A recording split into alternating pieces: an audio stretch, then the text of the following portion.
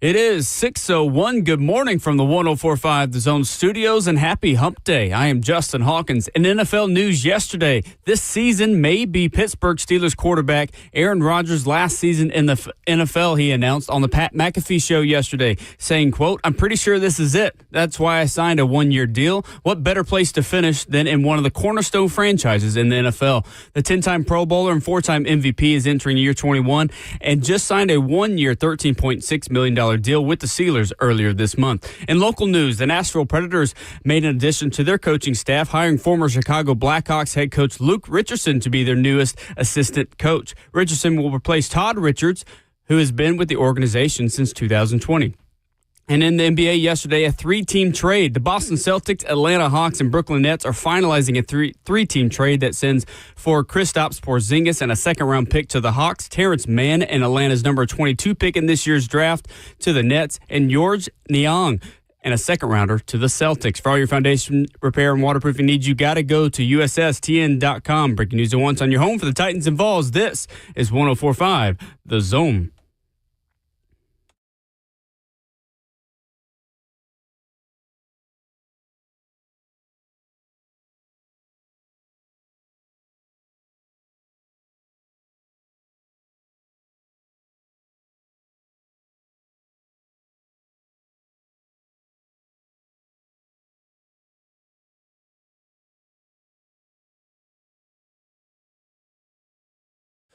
Wednesday morning, welcome to the middle of your week. This is Ramon and Will kicking off your Wednesday morning at 104.5 The Zone, fueled by Scooters Coffee. They're locally owned.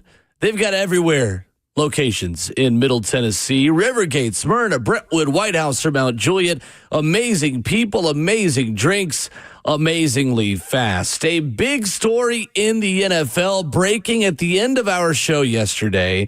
Collusion amongst owners, what it means and what is next. Let's take a why you need to care about the newest story from Pablo Torre and Mike Florio yesterday. A loaded list of guests. Rhett Brian at 7:20. Steve Palazolo of the 33rd team at 8:20. Ron Slay at 9:20. Actually, I misspoke. You get Rhett at 7 this morning. Shouldn't shortchange the executive producer at Titans Radio, who will be in the building in an hour. He is Ramon Foster. Justin Hawkins, our producer. I'm Will Bowling. 615-737-1045 on Wednesday, June 25th. Good morning, Ramon Foster. What up, Will Bowling, man? How we doing? Man, I'm doing good this morning. Well, I'm doing better now.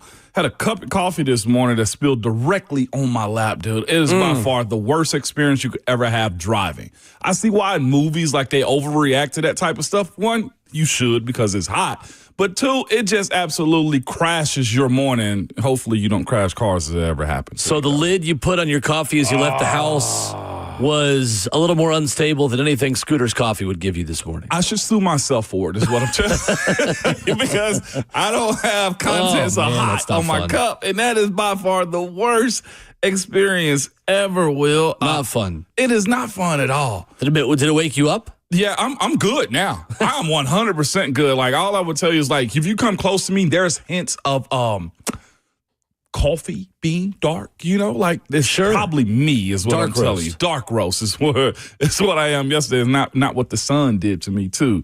But yeah, that'll get you going fast, man. I see why that couple back in the day ended up retiring from the lawsuit that they had against a lead company. So yeah, that's neither here nor there. Though. What I will say is I'm having a better morning if this checks out. Because there's so much that goes on around the city of Nashville. People advertise and do a lot of stuff. But I'm not sure if you saw it this morning while you were coming in, but there's a sign with a QR code in the middle of the circle around Music Circle on the way here. It's one. Usually, like, people put their album releases and, like, announcements on there. There's, you know, political stuff, personal stuff, fundraisers that they put in the circle around Music Circle. What's crazy this morning is there's one poster up there with a guy's picture on there with a QR code. The wording on it said, "Did we date the same guy?" Yeah. And I'm like, is this a spoof? Like, it's also an album. It's also, God. So there is a new trend. There's a new trend in music where people are putting help wanted posters. They're doing, "Did we date the same guy?" There's one that is help me find my dog or stuff like that, and you scan it, and it's someone's album that they've just released. Okay. I was about to say, because there's only one. They got me, Will. No, music labels are working hard. They harder is because I usually see that type of stuff. They're working smarter, not harder. Yeah, it's worse than the parking people downtown, man. Is using the fake QR codes and stuff.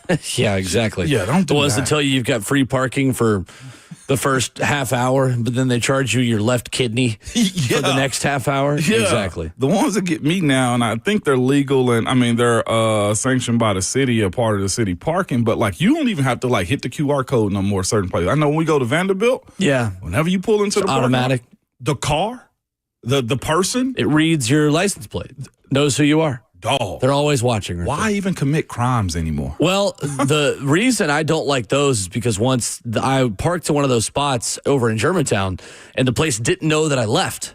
And so for 4 days, I was being charged to park there. And I'll just name the company. It was Metropolis. Yeah. Metropolis does not have support. There was not a live person I could talk to. I think I just had to turn off location services on my web browser on my phone. And then it didn't think that I was there anymore. Yeah. But literally, I paid about $100 to park at a place that I was only there for maybe a couple hours, and I thought I was there all week. Oh, and Metropolis is really good at taking your money. They are not very good at maybe giving you some of that money back when you deserve it back, and when you don't. Oh, so sorry. Yeah, there's no one even to say sorry. Yeah, sure. They just take your money. They're very, very, very good at taking your money. Metropolis. I think it has gotten better, but I have not parked in that lot ever again since then. I don't blame you. I mean, if you worked for Metropolis this morning, first of all, what the heck? Secondly, please email me back. Please email me. It's been years since that happened, but still not fun. My boy still wants his $82 back, man. I want my $79.99 when you thought I parked somewhere for 4 straight days. Yeah, that sucks. It's terrible. It is the worst business known to man. It is. All these companies are just so good at taking your money. They're not very good at fixing things when they do something wrong. No, but they'll find a way to still take your money in the process. Yeah, no, that sucks. Well, and again, it's my money and I want it now. Basically, is what it is. I mean, legitimate. Like, it may be just $79.99 to you, but that's like 2 meals for somebody, man. Like, stop, get that money back, man. But yeah, they got me, and I was just like, well, Keish, they already got the card, and it did do right on me, is what I will say. Yeah, so sure. Maybe it's a little bit better, Will, or maybe your license plate just got hidden. Yesterday at Geodis Park here in Nashville, Auckland City and Boca Juniors playing in 100 degrees. I was in the building, my lovely fiance Peyton with me, and Boca Juniors took over downtown Nashville yesterday. 17,000 fans at Geodis Park for this game between an Argentine club and a New Zealand club. And they had banners draped along the stadium walls. They had people that were singing hours before the game. They had, I truly have never seen an atmosphere at a Nashville sporting event like I did yesterday. And Auckland City, the guy who scored, who is learning how to be a school teacher, got a draw for this club from New Zealand who has a bunch of guys who aren't even full-time soccer players playing against one of the most historic clubs in all of soccer. Fun day in Geodis Park yesterday. It was pretty cool. I had a question on the way they celebrate going into games. Like, one, I know it's not like, well, how many matches will they have in a month? 2, maybe? For this tournament? Yeah. Just 3 in about 2 weeks. Or just this particular team. Like, each club's going to have each club 3. is guaranteed 3 games. Okay, all right, so that's what I was going to ask. As far as the way they celebrate going into the soccer matches and at the games, do sorry teams do this? And the reason I bring that up is everyone does. Why doesn't the American football culture do the exact same thing? Is it because some teams are just bad? I mean, our football culture is football. It's football. Okay. It's just different. We don't stand and play drums and sing and do all of those things. Wow, it's just a different culture around how we get excited about sports. Yeah. I mean, our soccer fans do, less maybe intensely in most places than generational fandom for a team like Boca Juniors that's been playing since the early 1900s. So you have generations of fans that have been going to games and acting this way. But Christian Gray was the guy that scored for Auckland City yesterday. Yeah. He is a teacher in training who said his assignments are piling up back home. I was told the goalkeeper for Auckland City yesterday, a 20-year-old guy, had to take PTO to play in this tournament for this New Zealand club. Doesn't even know if he's going to have a job when he gets home. And they got a draw yesterday. Yeah. They were outshot in that game like 37-3. Yeah. Yesterday. 37-3 in shots. Didn't matter. Got a 1-1 draw. It was so much fun. I remember you saying like this should probably be like a 10-1 score. I literally thought Boca Juniors might score double digits. They show out for Might Nashville. score. They needed to get help in the other game to advance. They didn't advance anyway, but it was very fun, different kind of environment than anything I've ever seen at a Nashville sporting event, and it was hot. Yeah. But I didn't care. It was entertaining. It was really fun. Yeah. No, especially when you get surprised by the entertainment too. Like you said, they were supposed to get run down. Yes, they were. Yesterday, and they competed, man. That's why sports is so unique, man. I absolutely love it. But I did have that thought is we don't do that often, but I guess we do. The Vol Walk is essentially that. Yeah, I mean, we in have a different way. Generational fandom in football. Yeah. They have it in soccer. Yeah, and college football more than anything. College football, NFL. I don't see ever getting to that. Depends on the part of the country. In the Southeast, college football runs that deep, but in the Midwest, I mean, in 100%. Chicago and the Northeast, in New York, and Dallas, with the Cowboys and Philly, it just depends on the part of the country you're in terms of which fandoms run the deepest. You mentioned Philly, and I'm like, okay, well, yeah, I get that one. Yeah, that was 100% checks out. Well, coming up next, speaking of the NFL, a major story yesterday and a ton to unpack from Pablo Torre and his podcast, Pablo Torre Finds Out, with the help of Pro Football Talk's Mike Florio, covering the NFL under the umbrella of NBC Sports. Collusion in the NFL. What does it mean? What happened? Why should you, the fan, care? And what does this mean for the future of the National Football League with the potential for a work stoppage, perhaps even, in the league coming up in the next 5 years? Tons to sort through. We will do our best to tell you why you should care about it coming up next.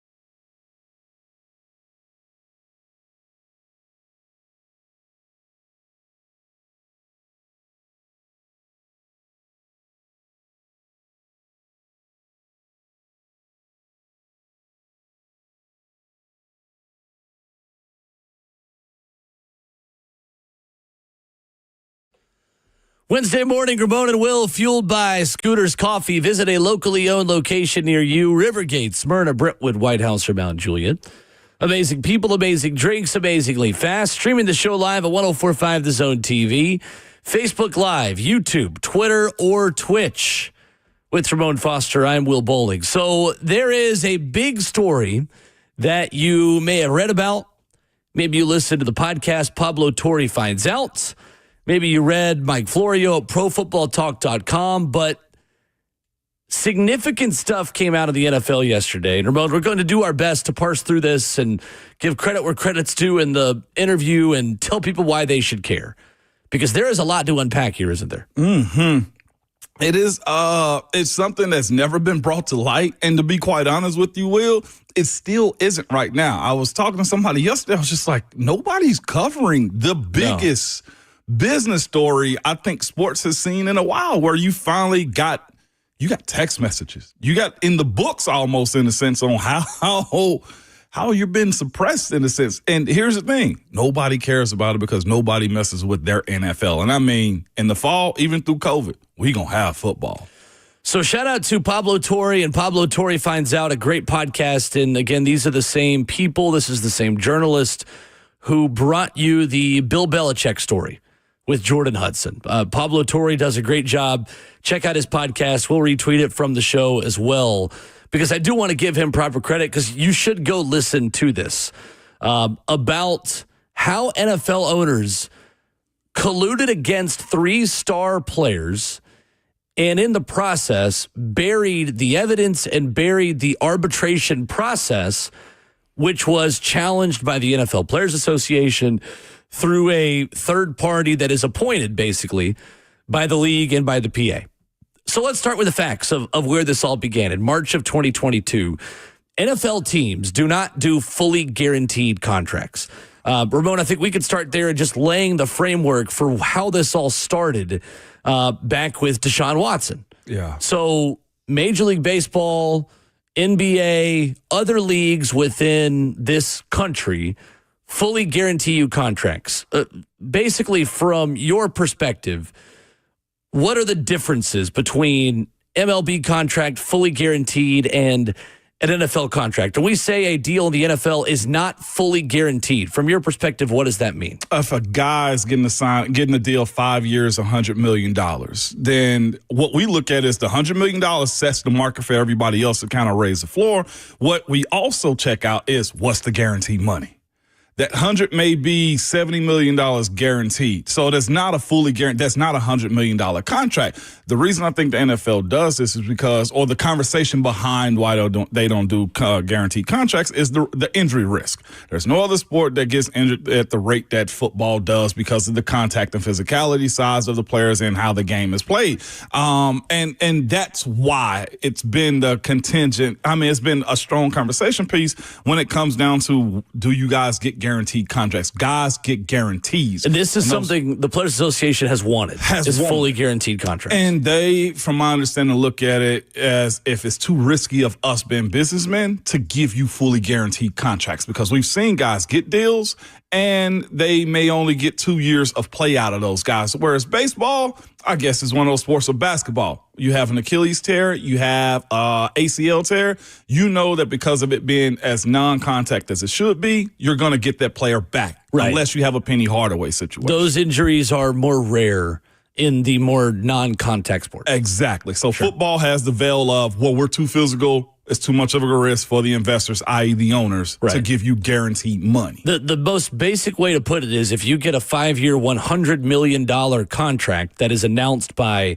Adam Schefter during free agency, that does not mean that the player over 5 years gets $100 million. Absolutely not. It means with incentives, with bonuses, that is the maximum value of that deal, which is then divvied up in signing bonuses and cap hits. And then if that player is cut in year 4 of that deal, then they cannot be owed some of that money, as long as essentially the team pays what is essentially a fine. It's not a fine, but they pay a number of that to get out of the contract before it is over. Now, for instance, for me, depending on how much you make and how your play is going too, my first 2 contracts after my rookie deal, I got all of them. Now, one was like 5.6, the other one's like 8 point something. Okay, so I got all of those. Now, my last deal I did was like 2 for $9.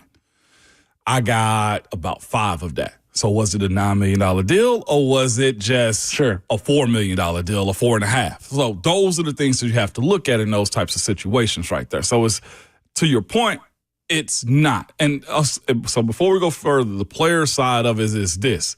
This is the biggest sport, the biggest moneymaker, the biggest revenue, the biggest TV contracts of all American sports. Why can't you guarantee either lifetime medical or guaranteed contracts? So that kind of sets the table for 2022 and where this all begins. So in 2022, classic, Cleveland ruined things for everyone.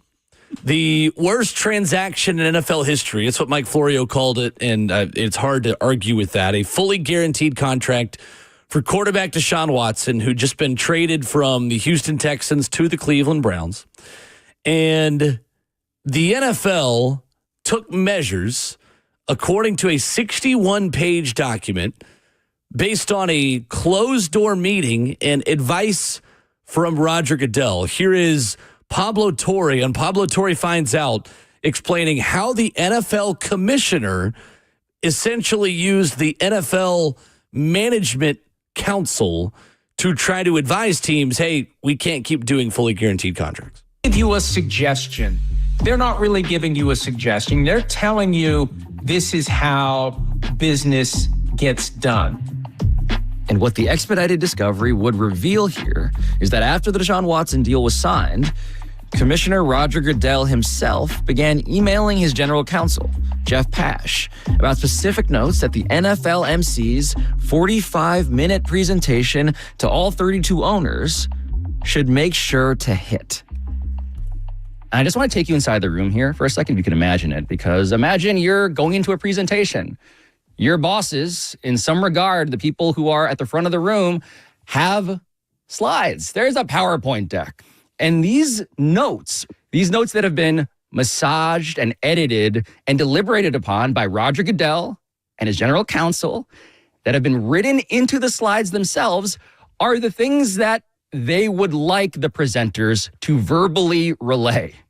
For instance, slide 17, quote, if guarantees continue to grow in both amount and number of players, then there's a risk that they become the norm in contracts, regardless of player quality.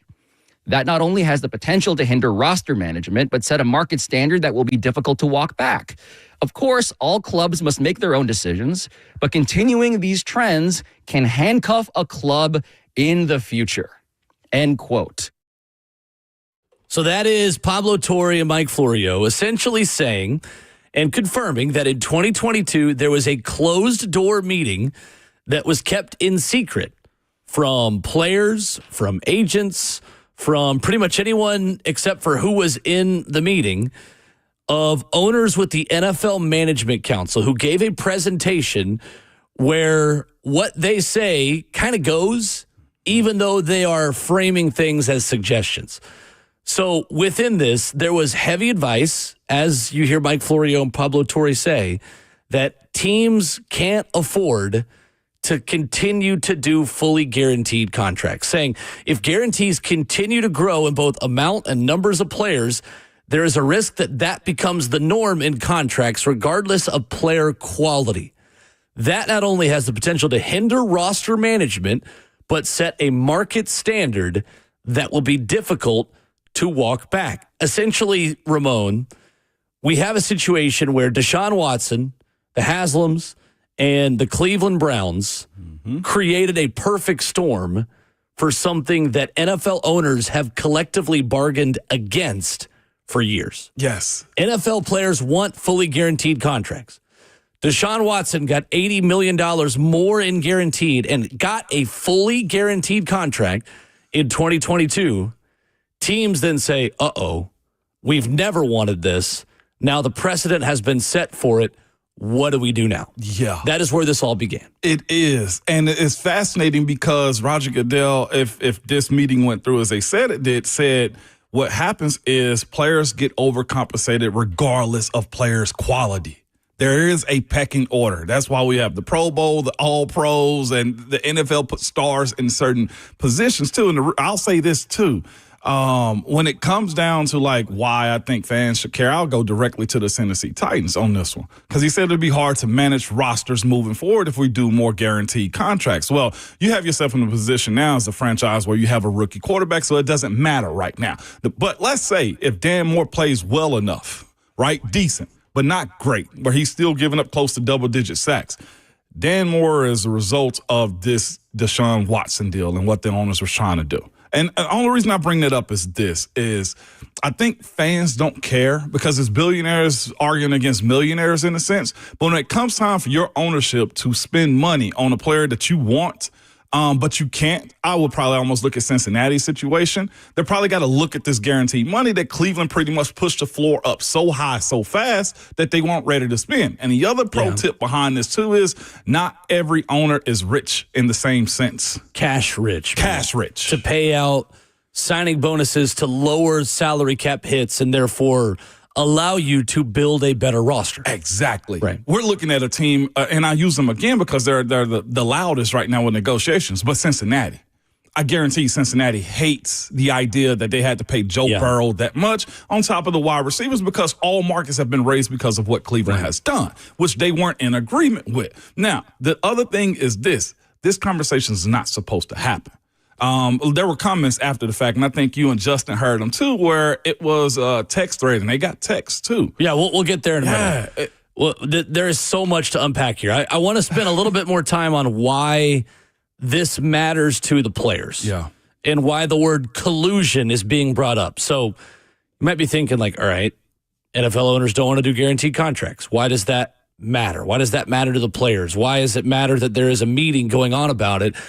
Here's where Mike Florio on the podcast Publitory finds out is drawing the line between the NFL Management Council and the word collusion. What we're seeing is the effort to send a very clear message to the 32 teams as to how the NFL, through the NFL Management Council, wants business to be done.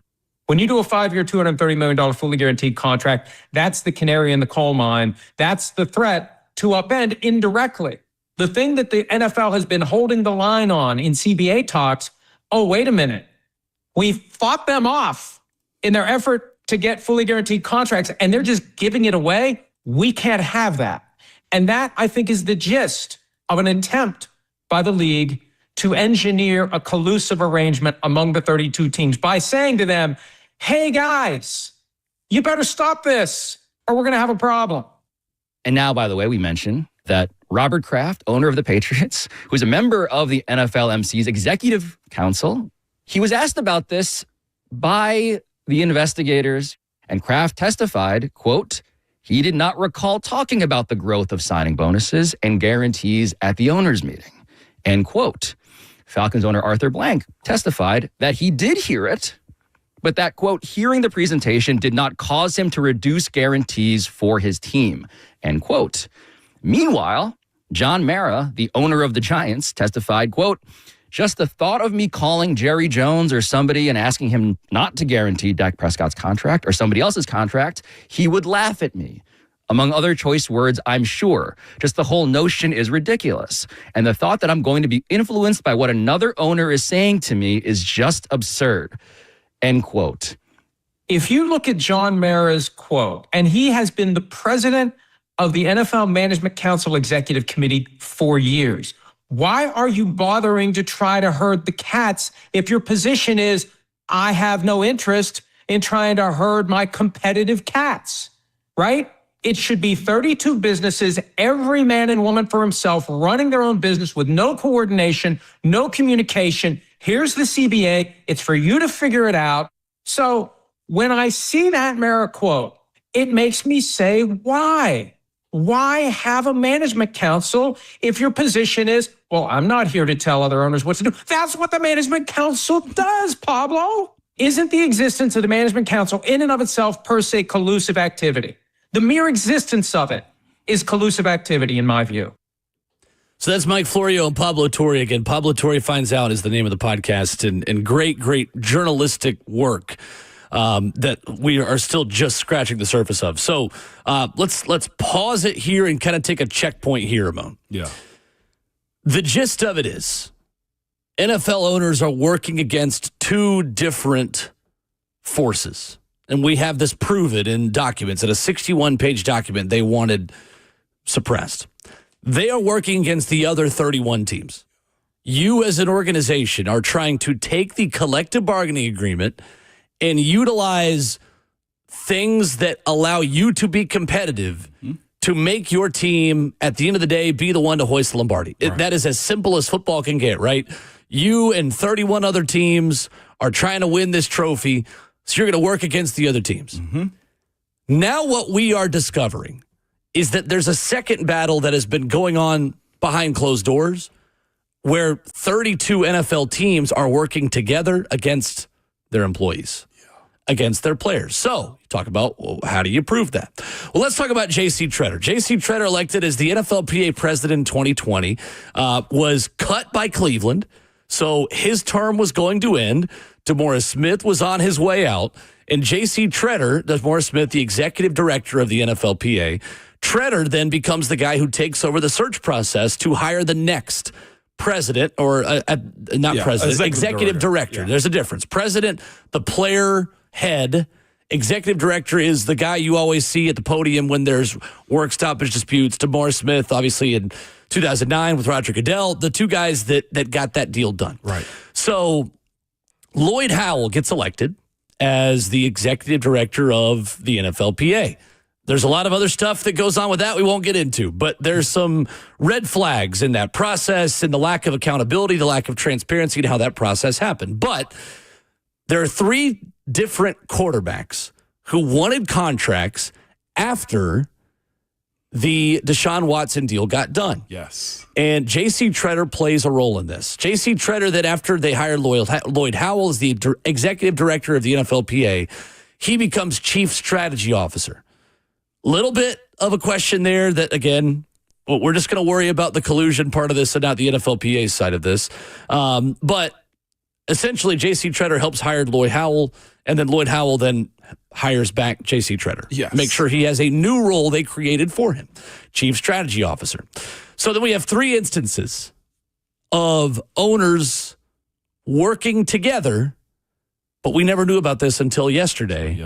Because of J.C. Tretter insulting Russell Wilson, which again is in a 61-page court document. First quarterback was Lamar Jackson, who sent a text to Eric DaCosta. This was when Lamar's mom was technically his agent. Yeah.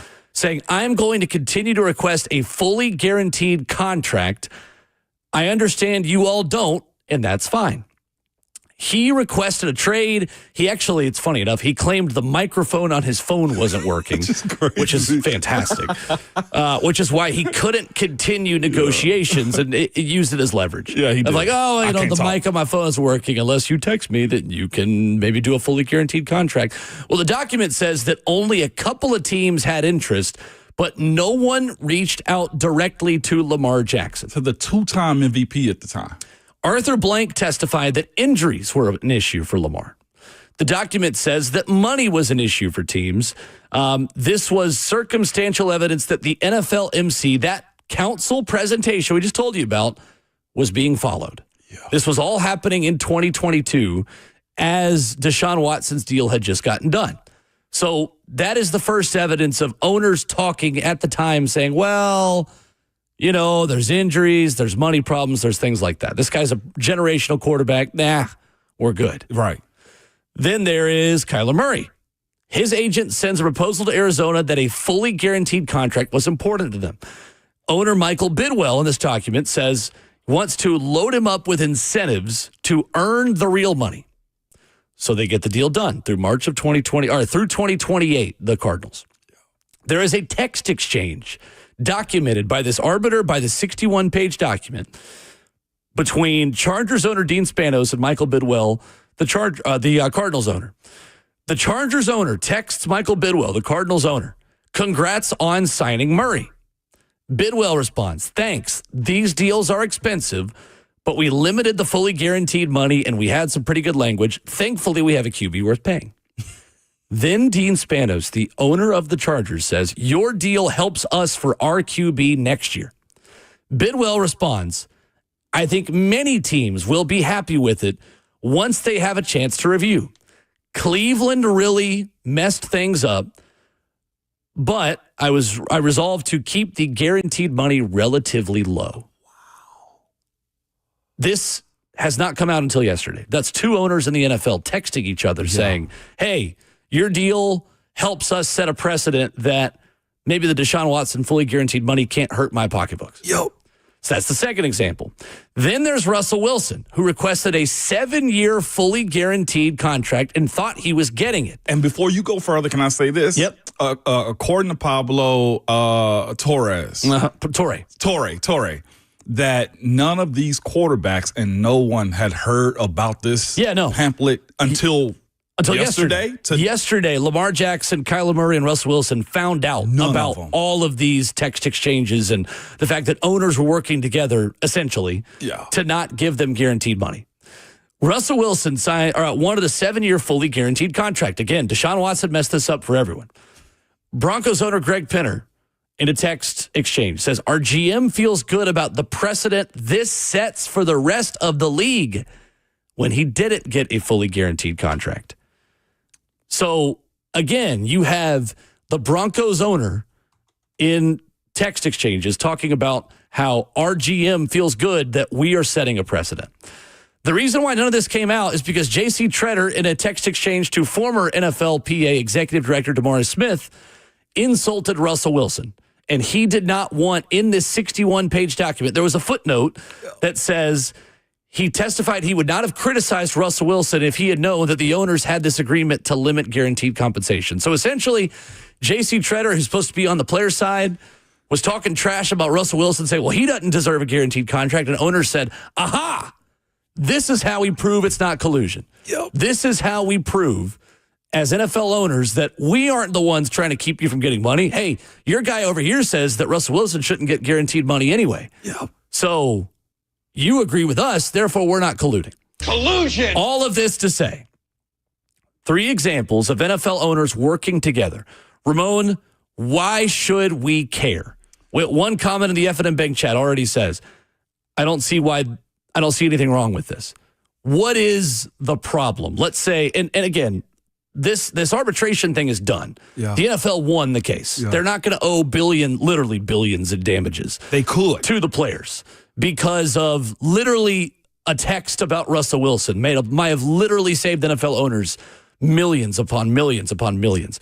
Why is there something wrong with this? Because it takes away from the fair market trade that guys actually have for the money that the NFL and the NFLPA and TV networks are actually making. It's just like you having an inheritance or your paycheck. And your owners is telling you don't deserve that when you know you've worked 3 and 4 times more than what they're actually paying you. The idea that behind closed doors you think you are getting a fair deal, and in all actuality, you're being suppressed on how you actually earn for what the business should be paying you. That's why, to me, it is by far one of the most eye-opening releases of information that we've ever seen before. We've thought this before as players. Well, in the quote-unquote uncapped year in 2010 or 11, if I'm not mistaken, there was no salary cap, allegedly. And there was a couple of teams, I think, that overspent, and they somewhat got reprimanded behind closed doors. That was the conversation. But it's also to the part of where the workers, and I know the majority of people look at it and say, you guys are millionaires. So what? Cry me a river. And that's always going to be the case. But what if this was your business doing this to your paycheck at every negotiation?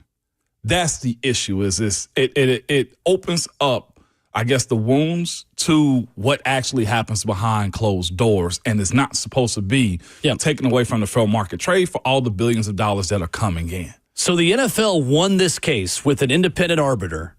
However, some things are revealed in this document that sets up a storm that's coming in a couple of years. We'll tell you what that is next. 615-737-1045. We'll bring this all together. Why should a case that the NFL won against the NFLPA matter for the future of you as an NFL football fan and the future of this league? We'll tell you next.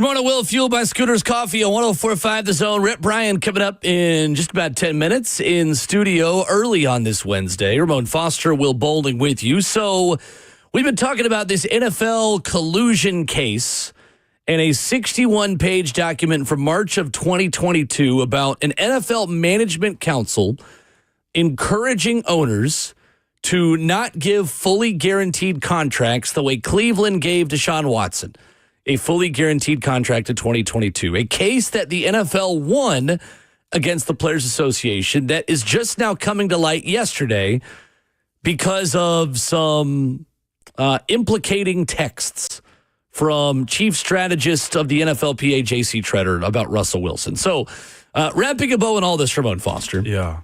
The NFL was not proven to have done anything wrong. NFL owners who were texting back and forth, hey, congrats on not giving guaranteed money to your quarterback. Helps us with our guy next year. They did not contractually mess up or collude because an arbitrator cannot prove that the NFL and the management council meeting that they had in March of 2022 encouraged these teams to not pay their guys, to do what they did, right? So although those players were not paid fully guaranteed contracts, this arbitrator can't prove that it's because of whatever the NFL told them to do. That's why the NFL won. However, there's a storm coming, Mr. Wayne, as we would say in The Dark Knight. And this is why all of this matters to you. Mike Florio laying it out on Publitory Finds Out yesterday. The solidarity that the NFL owners have been practicing behind those locked doors this entire time. And only now do we see it. But my God, this is why the power imbalance looks the way it does. And a source with direct knowledge of the dynamics of the union told me earlier this week, this is not a good time for the union for a variety of reasons. One of which is you've got what very well may be the last contract negotiated by Roger Goodell, the last contract negotiated by Robert Kraft, the last contract negotiated by Jerry Jones, the last contract negotiated by Art Rooney II, if we do another 10-year deal. And they have an opportunity now to really reset the entire balance in their favor. And they're already talking about it. The commissioner gratuitously volunteered that during the most recent round of ownership meetings in May of this year, they spent a lot of time talking about the financial aspect of the collective bargaining agreement, the salary cap. Is it working? I firmly believe that they've decided cutting the dollar in half, we're giving them too big of a piece of the pie. We can give them less money. And at the end of the day, one side will operate the nuclear option, the other side won't. And I think the storm clouds are kind of slowly gathering. All the more reason for the union to take this finding and use it to fend off the lions. Use it as the chair that the lion tamer would use to keep them from doing what they may be planning to do. So in context, the idea that the interests of the union, the interests of the players, would be put behind the interests of those who lead the union. Let's just see what happens now that it's out there. So that is what matters, Ramon Foster. There is another negotiation, another CBA negotiation that's coming up in 5 years. And there are 3 quarterbacks who had crucial details on why they weren't paid what they thought they were owed just come to light yesterday, 3 years after all of this process happened. And that is going to create a firestorm amongst agents, amongst players, amongst people within the PA to say, why the heck didn't we know about this? The fact that Kyler Murray, Lamar Jackson, and Russell Wilson found out about why they didn't get paid what they wanted to get paid yesterday when the rest of us found out. Something the NFLPA knew and was in arbitration about. And never mentioned it. That in and of itself is a big deal. And the fact that there even is a management council that is taking advice from the commissioner about, hey, maybe we shouldn't be paying ... It doesn't matter if the NFL was not found guilty. The fact that that even happened at all, it doesn't matter in the court of arbitration. It matters in the court of public opinion amongst players. It does. And it's going to give players that much more fire to say, nope, we want everything we can get in this next CBA, because clearly if it's not in writing, y'all are going to work together to make sure we don't get it. That's the gist of it. It is perception becoming reality in a major, major, major way. The reason you should care as an NFL fan is it might give you a work stoppage in 5 years. It might. We might get locked out because of this. And this may be for the long haul. I said to somebody, I feel like this type of case with the information that's out there, and somebody's like, well, this is the first time I feel like it's been proven in black and white, right? That this could happen. I said, this could be the type of thing, and I've always said the NFL is impenetrable. Like, that's the way I look at it. But if this goes far and players decide to act on it, like, this is a 90s baseball situation to me. Taking the power back. Taking the power back, and not just that, where it can almost shut down is where I ain't going to say it kills the NFL. I doubt that. But there's a lot of decisions and information that have to be made, and information that's out there now that has never been there before. Right. Zach Lyon says the Evident Bank chat, I'm just saying those 3 instances had no evidence of collusion.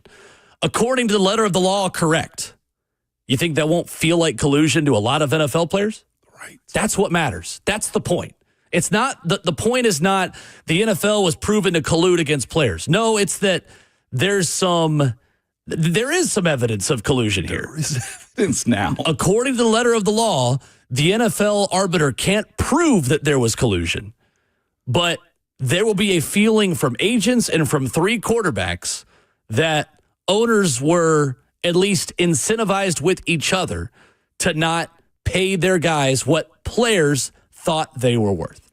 It breaks the CBA, the collective bargaining agreement, to where you both sides disclose how contracts are done, what your plans are. Right. That has been broken essentially because of the backdoor conversation. Now, all people have backdoor conversations that never see the light. But in this one, it was so egregious because the guys, at least I'll say 2 of the guys behind Deshaun Watson was better, and they didn't get guaranteed contracts. Right. I would say definitely Lamar with 2 MVPs, and the projection of Justin Herbert was better than what Deshaun Watson did. Now, incentivizing Kyler Murray, who had question marks behind him, can't prove that one. Right. But the last 2, most definitely. Russell Wilson was a Super Bowl winning quarterback at the time. You know what I'm saying? Like, he's not far removed from that tag on a team that needed a quarterback with owners that could have afforded to pay him. Now, you pay what you want. The other side of it was the word that Pablo and I think, what's his name? Mike Florio, solidarity. That's what I will say. The ownership does have that. It is by far some of the strongest and best around. You know what the players do worry about? It is the money. It is the drug testing. There should be bigger issues if you're telling me that you're not paying players what the market should say, then where's the medical? Where's the bigger guarantees? Where's the floor being raised? Like, it is again, I know most fans don't care. They won't care until there's a work stoppage. Yeah, until there's a work stoppage. We're telling you 5 years in advance, this could darken some of the storm clouds that are looming down the road, down the horizon. Yeah, and the PA. That's why this matters. And the PA is so compromised. Yep. That it's going to be almost loud and egregious if they do or don't say something either way. Florio said it. A lot to unpack there, I know, and it's some complicated legalese. And again, if you want the full minutia of the details, Pablo Torre Finds Out. Podcast, YouTube, you name it, they've got it, and they break it down really, really well with the pictures and exact word for words of this 61-page document. Coming up, we've got Rhett Brian joining us. We'll talk some Titans. We'll do some Titans trivia, talk about Tajay Spears, Titans running backs, all that and more coming up. Lies and collusion.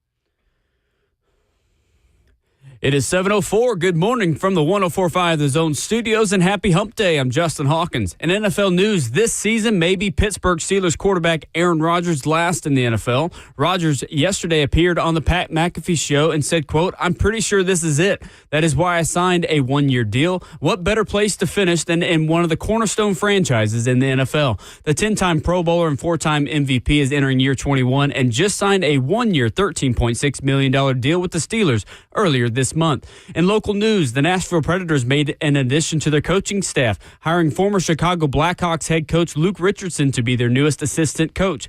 Richardson will replace Todd Richards, who has been the assistant coach and in the organization since 2020. And a trade in the NBA yesterday, the Boston Celtics, Atlanta Hawks, and Brooklyn Nets are finalizing a 3-team trade that sends forward Kristaps Porzingis and a second-round pick to the Hawks, Terrence Mann, and Atlanta's number 22 pick in this year's draft to the Nets, and Georges Niang and a second-rounder to the Celtics. For all your foundation repair and waterproofing needs, you got to go to USSTN.com. Breaking news at once on your home for the Titans and Vols. This is 104.5 The Zone.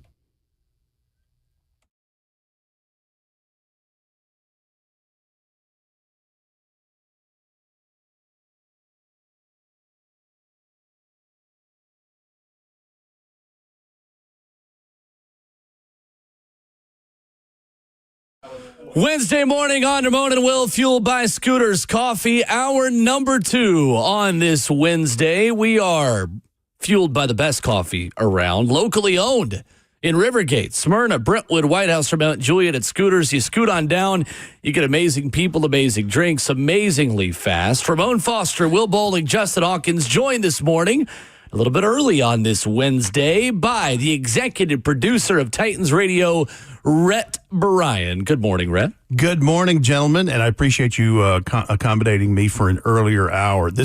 I can tell the season is getting closer. Yeah. Like this week has just been inundated with meetings, things you have to follow up with and, just whatever. Dotting T's and crossing I's? Yeah, all that kind of stuff. So, but I am glad to be here on this sweltering Wednesday morning. Whoa. Yeah, it's like that. Looks like the rain chances are going up as we get closer to the weekend, too. You're going to need it. That's the way it always goes. I'll be honest with you. We're going to need that, too, man. It's just the after effects. It's like nature's sauna. The pavement and these buildings are all the hot rocks, and then boom. Like, I've been begging to get a sauna around the house. Just like, just go outside. Yeah, we're good now. I made the worst mistake ever yesterday, man. I had time, and I knew we were going out of town sometime soon. I had these little weeds that are coming through the pavers that I have. So I decided to go outside and spray yesterday. Wrong decision. Okay, I think it was a little bit after 4, so I'm just like, okay, what should be better? Was not. Simply walking around the house. I'm in a dead sweat. You hear me? Change of shirts, change of shorts and underwear, just change of everything. Like, I should have just went ahead and showered for the evening because, I'm talking like maybe 20 minutes of just spraying. I'm not even digging. Well, here's the other part. With the temperatures the way they are, you'd been better suited doing that in like the 7 o'clock hour. That's fair. And you still would have had some perspiration. Yeah. But I don't think it would have been as much. Oh, my gosh. It blew my mind, man. But I tell you this, with the working of that chemical that I had in the sun, they did. They died off quick, though. Toodaloo. Yeah, toodaloo. They were I'm gone. sure Now, I'm going to tell you this, though, pro tip, and you know this, though. I'm just reminding in this case. When you're doing that kind of stuff, do that on your days off in the weekend in the morning when the dew is on those things. Yeah. Because it sends it right to the root of the weed. Oh, okay. Interesting. Yeah, that's a pro tip right there. It is a pro tip. I had no idea because I've always Free thought of charge the water from Rhett were Brian. diluted more. Oh, no. It helps. helps. It helps. Interesting. Now, if you're doing an application before some storm front comes in, rain's expected, you need to, there's a certain products. We dry in 30 minutes. You don't want to press that because you will get that washed out if you need a couple hours lead time in this. But yeah, if you do it in the morning when the dew's on there, it goes right to the root of the weed. To the root of it. The root of the problem. Coming up, we will help you out. We've got Sounds tickets coming up for you. In about 5 minutes, we're going to give you a chance to win Sounds and Memphis Redbirds tickets next Wednesday. Maybe you're a Cardinals fan. You want to see the Redbirds. Maybe you just like beating Memphis because we're from Nashville. You can see Nashville and Memphis next Wednesday. We got some tickets for you coming up here in just a few minutes. Look, I've got to be on brand in situations like this. I was waiting for it. Yeah, that's right. Man, Memphis has had that affiliation with them for a long time. One of the more long-standing minor league baseball affiliations we have in the league. And through COVID, when a lot of those leagues just died. Yeah. Like the Appalachian League became more of a college league than it was single-A baseball. And like different leagues around the world just folded because there wasn't not the world, around the country, just kind of folded in that. Like, and we've had so many changes in affiliates. That's one that's not changed. And those operations that you're talking about in the smaller market, I mean, they were balancing on jujubes and peanuts anyway. Right. I mean, and then the world tilted off its axis 5 years ago, and it tore up a lot of stuff. By the way, I know we came here to talk to Rhett about the Titans and everything. We're going to get there in a minute. But this Memphis-Nashville thing is so hilarious because in our YouTube chat, you can check us out there, YouTube, Twitter, and Twitch, and Facebook, too. And the Mario goes, boo, here go Will. And we're talking about the Memphis-Nashville. Hey, I got some Memphis homeboys, okay? And I'm sure we all got Memphis friends. The hate for family Nashville lives in Memphis. The hate for Nashville is real. Like yeah. It's not one-sided. It's not one-sided. It's not one. And Memphis, I think, thinks they have had a claim to get an NFL team before Nashville did.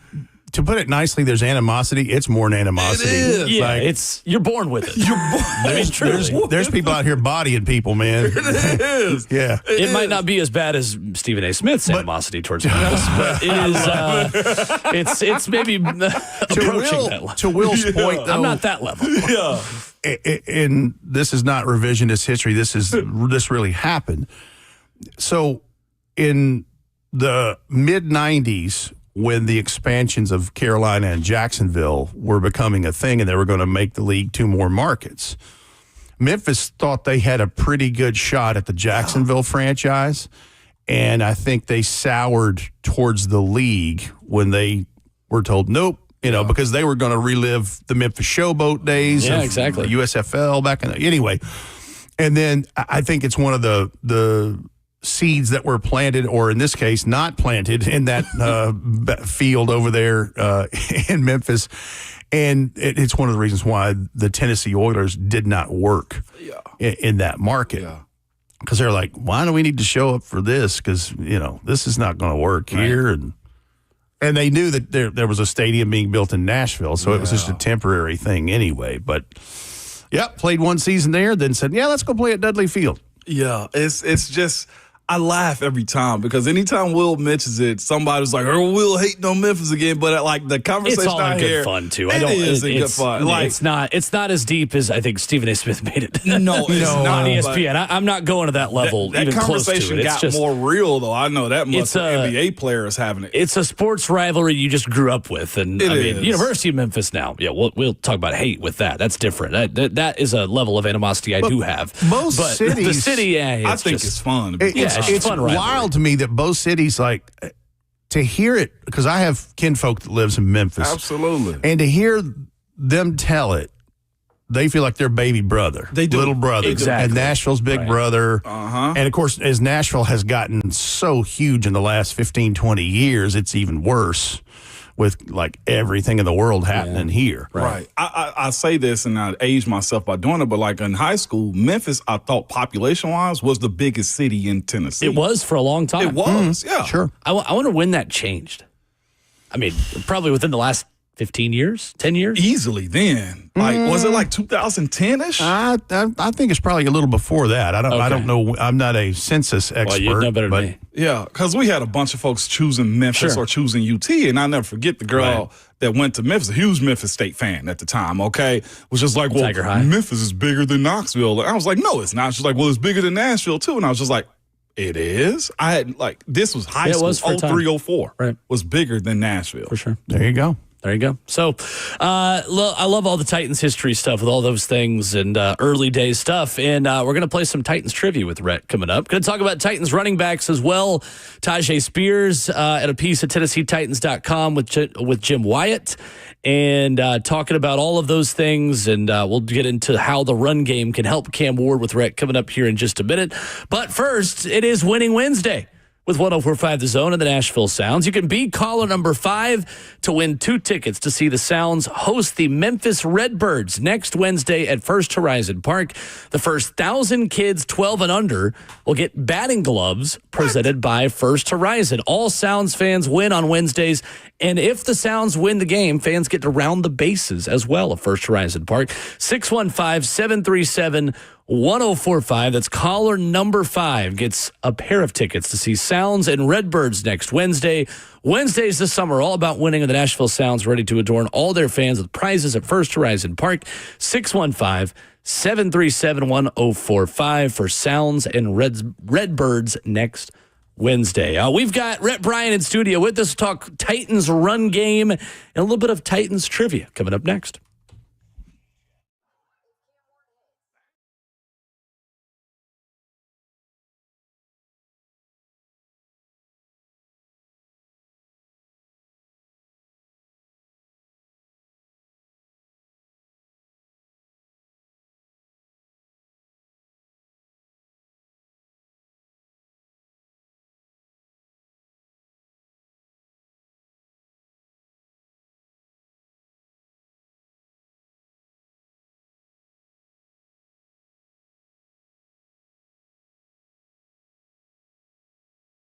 Hey, it's Will Bowling. Are you looking to check some items off your home to-do list this summer?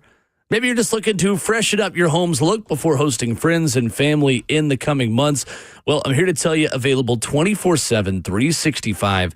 The Lee Company handyman professionals have you covered. Whether it is pressure washing your driveway or deck, maybe it's drywall repairs, landscape lighting, painting, and more. When company's coming, Lee Company is all you need. Maybe you just want things nice up for you. It's an area of the house you've just kind of neglected. You pushed it to the side, thought about, well, I'll worry about that, down the road. Well, let's make down the road now. Visit Lee Company online at leecompany.com. Schedule your appointment there today or call them at 615-567-1000. Lee Company, with over 80 years of experience, a trusted source here in Middle Tennessee to take care of that landscape lighting, painting, and more. Pressure washing, you name it, Lee Company does it. 615-567-1000, online at leecompany.com. That's Lee Company, all you need.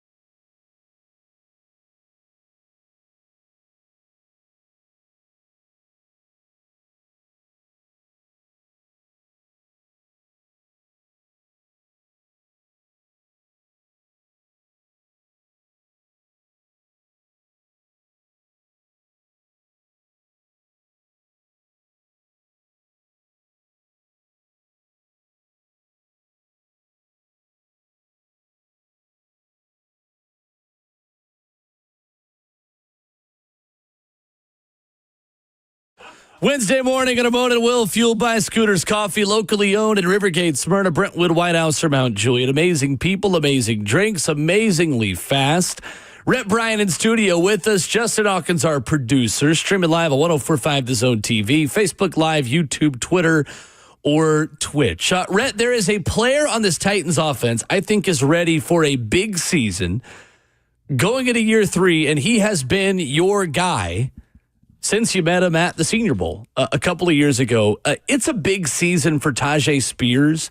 And Rhett, with all the talk about Cam Ward, rookie wide receivers, new pass game, and all those things, are we not doing the run game enough justice in just talking about how much Tyjae Spears as a receiving back could have a big season this year with Cam Ward at quarterback? No, I think that's applicable for sure. And listen, Tyjae and Jim Wyatt at TennesseeTitans.com had a nice piece about Tyjae he put out a couple days ago and just what year 3 means to him. And he described it in there as overcoming both personal and professional things in year 2. And I went back and looked at his numbers. Tyjae, he missed some time. He only played 12 games. One start, and we'll get to that start in a minute, but 84 carries, 312 yards, 4 touchdowns on the ground, but 30 out of the backfield for 224 and another score. In fact, I think it's a whole emphasis of what we're talking about here is what does this offense with Cam Ward look like with Brian Callahan and the way the backs are an extension of that passing game for extra weaponry in that, because Tony Pollard, between he and Tyjae, the top 2 backs last year, 71 catches, 462 yards. And, of course, Tyjae with the lone score receiving out of the backfield. But Tyjae, his biggest thing that he, is going to have to try to work on is availability. 12 games versus the 17. And some of it was very unfortunate. You remember when we were in Indianapolis back in mid-October, he left that game with a hamstring injury. And he ended up missing 3 games in the middle of the season because of that. And then remember he had the game at Houston, November 24th. He missed that game with his first concussion of last year. Yeah. And he was really climbing into good territory as bad as the season was going down the stretch because he had 4 touchdowns in 2 games against the Bengals and Colts in back-to-back weeks. And in week 17 in Jacksonville, they had set down Tony Pollard because Tony had been dealing with some lower leg things, but he had the flu. Yeah. And so they just shut him down for the week. And so Tyjae got the start. And Tyjae had a great day. And if you remember, it was an example of how the season went for the Titans and in particular how it went for Tyjae, because his next to last carry, he busted. It would have been his first career 100-yard rushing game. I do remember. And then he got popped on that last play for a 5-yard loss. It was a protection issue. Yes, it was. Got his second concussion, and that ended his season. Yeah. So he did not play in Week 18. Tony Pollard was the lead back in against Houston in Week 18. And that just kind of speaks to, but you can see, even through the issues, he was climbing out of that stuff and he had a 100-yard rushing game and a 5-yard loss took it away from him, and a double whammy, a concussion on top of that. And then, we're talking about just the backfield in total. Tony Pollard, his 3rd consecutive 1,000-yard rushing season last year. In fact, a career high last year with 1,079 yards, 4.2 a carry, 5 touchdowns. And again, that was in just 16 games because he missed 17. Week 17 with some dings, but an illness. He had flu. Right.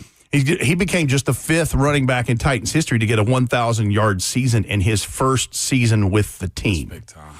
So his importance, clearly that's there. And then behind him is Julius Chestnut, who is starting to be, for lack of a better term, but I do put respect on his name with this, is he's kind of the Mason Kinsey of the running back group. Like, go away. He will not go away, which is so valuable for a guy out of Sacred Heart that is slippery for a guy his size. Right. And as you know, he can get some work. I mean, he had a nice, because his 2023 was robbed by an injury, and he missed a good chunk of the year. In fact, the rest of the year. But he was very, very serviceable when he was counted on. He just wasn't asked to do a ton other than teams because of the two we mentioned in front of him. Now, the difference this year is there's a new running back in the room. Yeah, the last pick, Kalel Mullings from Michigan, 6'1", 226. And we talked about him through the draft process, a converted linebacker who played linebacker really more time at Michigan than he did running back, and is still kind of learning the position. Now, he hasn't done any teamwork this year in this offseason because he's been recovering what has been described as a core muscle surgery. I don't know if that's a sports hernia or whatever. And only had 8 catches for 67 yards in his collegiate career, but that wasn't what he was asked to do. Yeah. But big dude who is that bigger back style and size and frame to compete with Julius Chestnut for that third back spot. So it's an interesting group, but I think that is a great question, Will, is what does this look like as a group, whoever that is, when we get to September the 7th, in an extension of the pass game to help Cameron Ward? And I think, too, real quick, and Brian Callahan, the quote that Jim Wyatt references in his piece about Tyjae Spears at TennesseeTitans.com says, he's a great example, and it's not something that maybe is easy for you guys to see, talking to the media, but Tyjae Spears' personal growth, I think, has been outstanding. Brian Callahan goes on to say, I'm really excited to see what he can bring to us this year because he's been in a great place and he's had a really nice offseason. Obviously, we were early into the offseason when Brian said that, but I think there is optimism around that coaching staff, around that team, that maybe you do have more equal division of labor between Tyjae Spears and Tony Pollard, because as Tony gets older and gets further into his contract, you want to split that up a little bit more. That way he maintains that same level of efficiency as a runner as he gets more tread on his tires. And one thing coaches want to do is always feed the beast. You got a very motivated Tyjae Spears who's, I would call it sophomore slump that he had last year, albeit injuries or whatever. More like Murphy's Law, like anything that could happen, kind of like what happened to the team. Exactly. So he's got to be a part of that equation. Like I look at this more this year as 1A, 1B because of what happened with Tyjae last year. And listen, Tony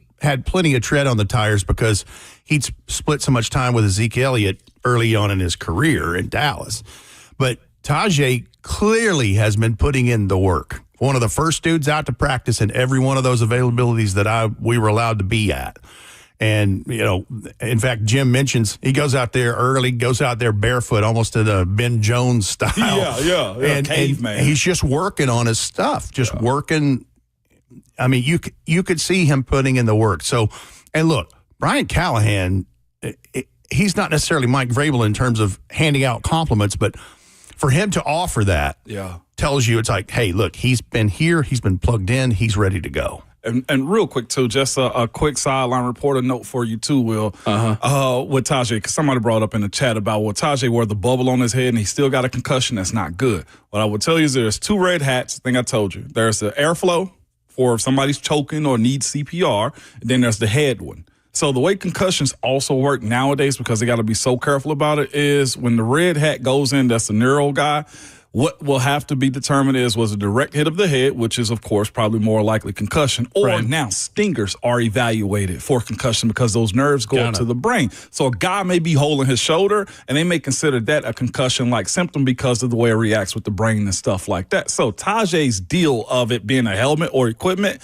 may be, I'm going to say this out of respect because I don't know what his off-season workouts are, maybe because of a weak neck. Like the way your head whiplashes, the way it hits, the way those nerves pinch whenever you get stingers, like more times than not, this is the all season where Tyjae should have like 25 weights on his head with a band attached to it doing neck raises and stuff. Interesting. So that plays a part. So quick pro tip real quick. Sure. Red hats, neuro, airflow. Which one is which and who's going in? Been there, done that. Absolutely. Yeah. I like it. And the other part, with all of the things that the resources they are implementing, they're looking at all of that stuff with all the analytics and data and those. Yeah, almost definitely. They're keeping track of all that because they're doing the same thing with Josh Wiley. Yeah. I mean, Tajay gets 2 in a year in a season. That's, anybody tell you that's too many. It is. It really is. And it's not necessarily his fault, So it just happens. It's part of the game. It is. And that's what collateral damage. It is collateral damage. I like it. All right. Well, I don't like the concussions, obviously. I like the note on that. That's good stuff to know. I was Way to clarify, Will. Yes, thank you. All right, Rhett. Well, you have gone into the history books, yes. And this is something that we want to have something different, something fun for the people during the months of June. Well, we are now within a month, by the way, of Titans training camp beginning. Pretty wild. Already into the NFL summer break. And as Ramon always says, after July 4th, it is essentially over for the players because it will ramp up quickly. You have compiled some Titans trivia for us this morning. Yes, we're going to keep score like we did the Bonnaroo band names a couple weeks ago. I'm calling this an old school, all the old heads out there, you'll remember this, Battle of the Network Stars. They had a program, I think it was on ABC, and it was, anyway. So we have Ramon Foster, color analyst, How you doing? Vol Network, 2025 and beyond. Glad to be here. Will Bowling, sideline reporter, Titans Radio. No Memphis hater. Here we go. All right. No cheating. I love it. Not suggesting that you do, but no cheating. All right, here we go. Ramon and Will, Titans trivia time. Name the last receiver to record 3 receiving touchdowns in a single game. And I'm going to make it better for you. I'm going to give you multiple choice in these things. Okay, all right. So the last receiver to record 3 touchdowns in a single game, is it Derek Mason? Is it Delaney Walker? Or is it DeAndre Hopkins? Interesting. Well, you go first. I am going to say, oh, man. I'm going to go Delaney Walker. Delaney Walker was a touchdown machine for the Titans at his best. I got Derek Mason on this one. It is scoreless. Okay. DeAndre Hopkins had 3 against the Atlanta Falcons, October the 29th, 2023. Oh, yeah, of course. So I threw you the curves with the multiple choice. See? You did. All right. You did. Second question. How many 4,000-yard passers are there in Titans history? Is it 3? Is it 2? Or is it 0? Ramon, you go first on this one. I got 0. It is C0.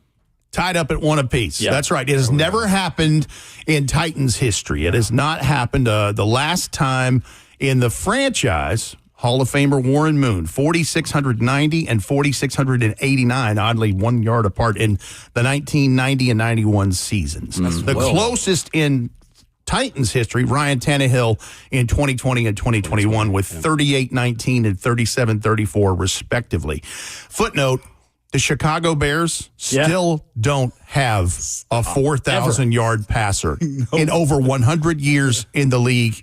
Isn't that wild?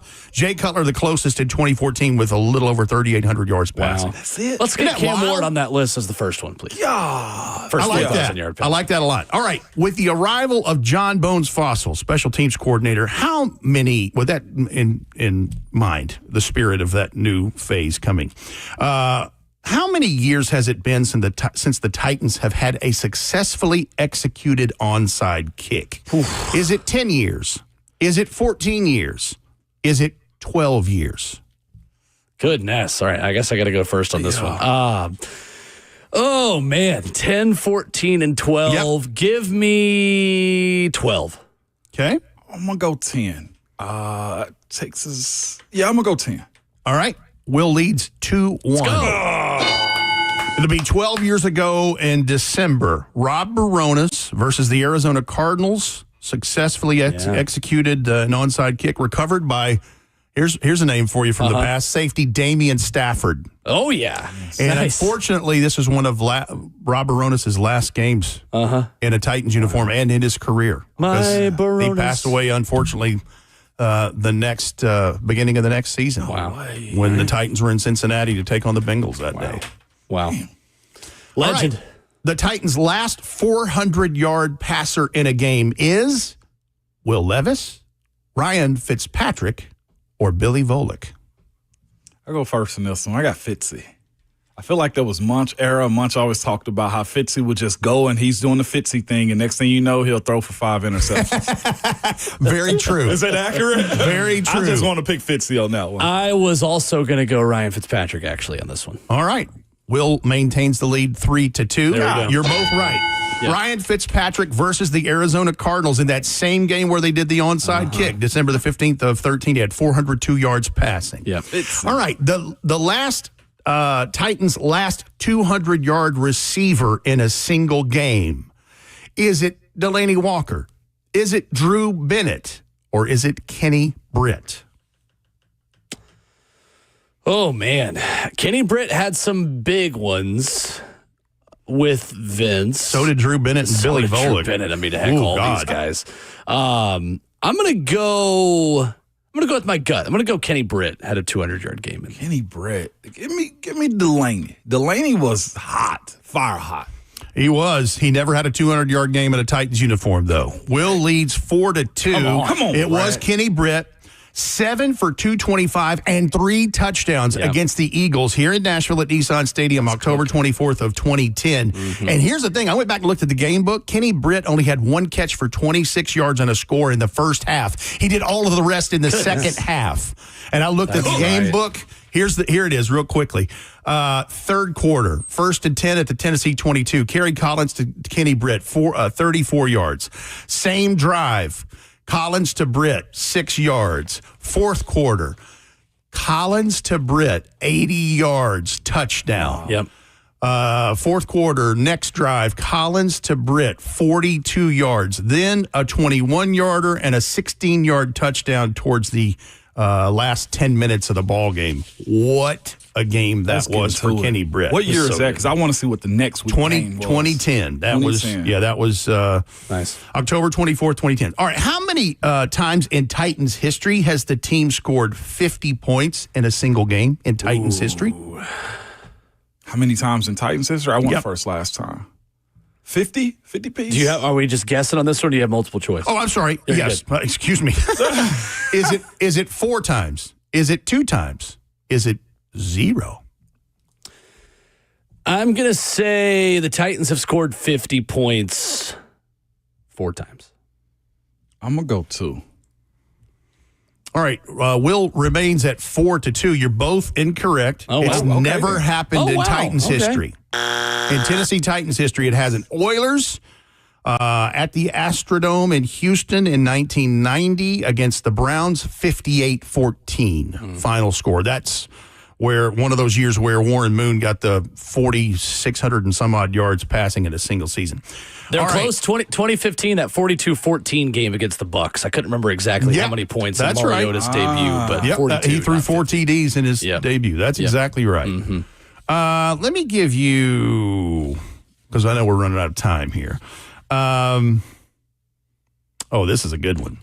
Looking at the final numerical roster leading into Week 18 in the finale versus Houston on January 5th, 2025, just 171 days ago. How many Titans were on that final roster, injured or otherwise? We're going to make it the whole deal. How many were on that final roster going into that game that are on the current 90-man roster heading into this year's training camp? Is the answer 20 or less? Is the answer 40 or less? Or is the answer 50 or less? I'm going 20 or less. We talked about the turnover this year. I'll say 40 or less. All right, you just barely missed it. Yeah. You both missed it. You just barely missed it. The answer there is it would be 50 or less because the answer is 41. 41 players. 41. Okay. Yep. That's 41 out of 93. Think about this. Okay. That's heading towards a 60% turnover. Wow. And I know that it's going to look a whole lot different when they get to 53 and who the actor 46 is on game day. But that is wild. That is a lot of turnover to think about. A lot of turnover. Yeah. Nice. Thanks, Rhett. I had some left over. Maybe we can play some other next time. By the way, I looked up the history real quick of that game after Kenny Britt had his career. The next week, man, of course, there's the opposite of equal reaction. 1 reception or 1 target, no yards. They decided to shut him down. Right. Right. Isn't that You get the crazy? best corner locked on you the next week. Yeah. For sure. Hey, you need to go back and look at, I think it was a 2004 season. Uh-huh. Go look at the stretch that Billy Volek had with Drew Bennett. Yes. It is amazing. Talk about underrated Titans. They cooked. Both of them. I want to say that this was a number close to like a Jerry Rice streak back in his early career. It was nuts what that was like for Drew Bennett. Like his name is mentioned with some greats because of just how, I mean, you talk about getting on a heater. Yeah, right. Whoa. I like it. I like it. Rhett Brian in studio with us on Wednesdays here on the show. Joining us a little early this morning. Good stuff, Rhett. Thank you, sir. Enjoyed it. Coming up, Steve Spurrier had some things to say, classic, about Arch Manning. Why are we so afraid to hype up Arch Manning? We'll talk about it next.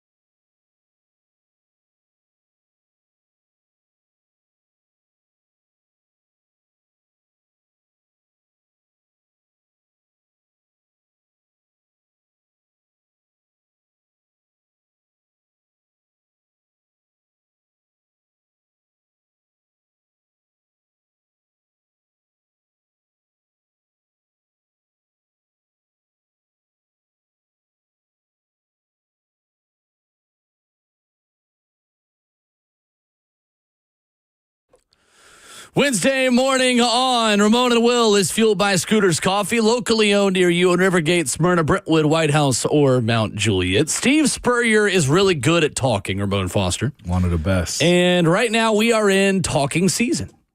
On another duly noted podcast, that's the name of the podcast, he says, most people are picking Texas to win the SEC.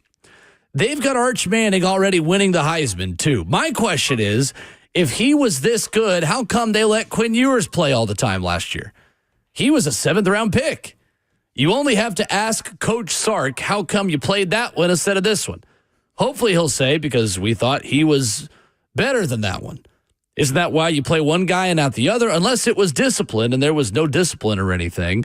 Steve Spurrier calling out Sark a little bit and calling out people that are ready to anoint Arch Manning as the guy in college football. What do you make of Spurrier saying, hey, Arch Manning should have had more playing time last season for Texas? Man, he speaks like this because nobody checks him on it. And every time he talks, people enjoy hearing him just bloviate on just anything that's not him and takes the focus off of him and puts pressure on everybody else. That's why his jabs against the Vols are so good. Or when he speaks about Clemson or anybody else, like there's a point to be made, but coach knows why. It's like the old ball coach knows why. It's because there's respect due that Quinn Ewers was given and that you're not just going to hand something over to Arch Manning. He gets that, but he wants everybody else to wonder why. This also just proves why he wouldn't have worked in this era. And it also, to me, with guys I've talked to has been coached under Coach Spurrier, it leans more into the truth about him. You know, Will, like most times, like football, basketball, like scholarships, they aren't guaranteed.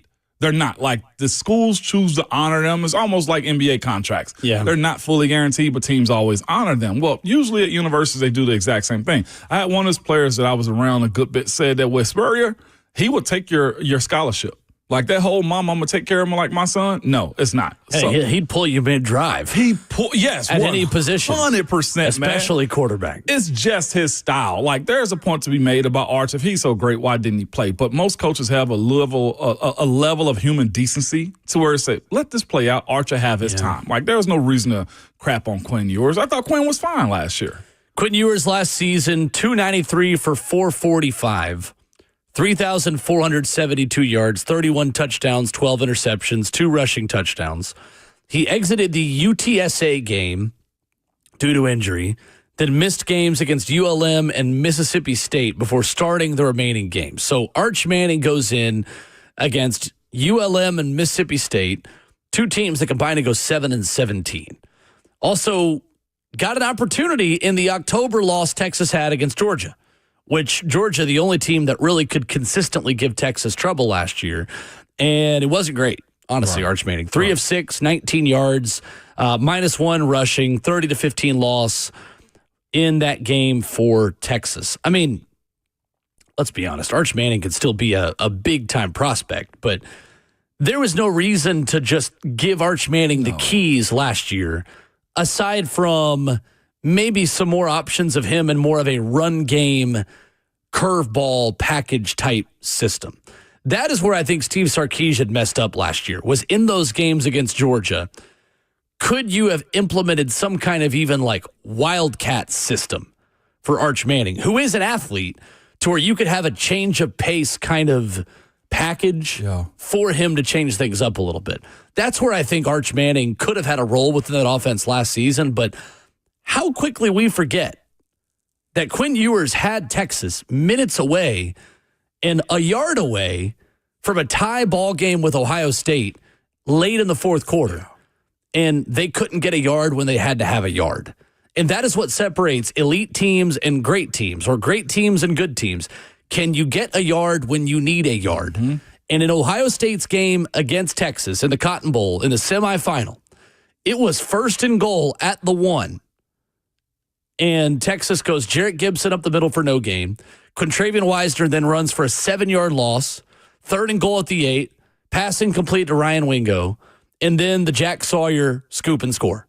Jack Sawyer sacks Quinn Ewers, picks it up, returns it 83 yards for a touchdown. Then it's 28-14. The game's over. Quinn Ewers was still good enough to have Texas minutes away from playing for a national championship game.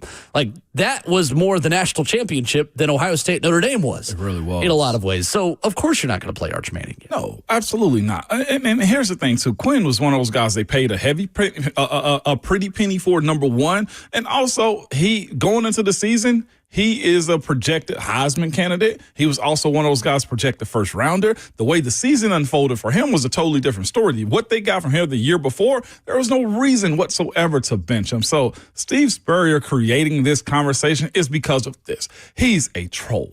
He's an old man that likes to have a good time and talk trash about everybody else that's not Florida or South Carolina. So it's a great question to bring up, but it's idiotic to suggest benching Quinn Ewers while also knowing that you have Arch for at least 2 more years if you wanted to. Yeah. You got time with Arch. As good of an athlete as he was, or is, Arch Manning, you could have, I think, done more to utilize that. But as the full starter, Quinn Ewers was still good enough for you to win a national championship last year. I mean, they were solid. Overall, yeah. Texas is one of those top 5s. I don't know what Spurrier's talking about. They still could have won a natty with Quinn Ewers as a quarterback. And just because you're a 7th-round pick doesn't mean you're not a good college quarterback either. But which means the NFL has a different process for those things. That's the reason Texas got the rumor of having a $50 million roster.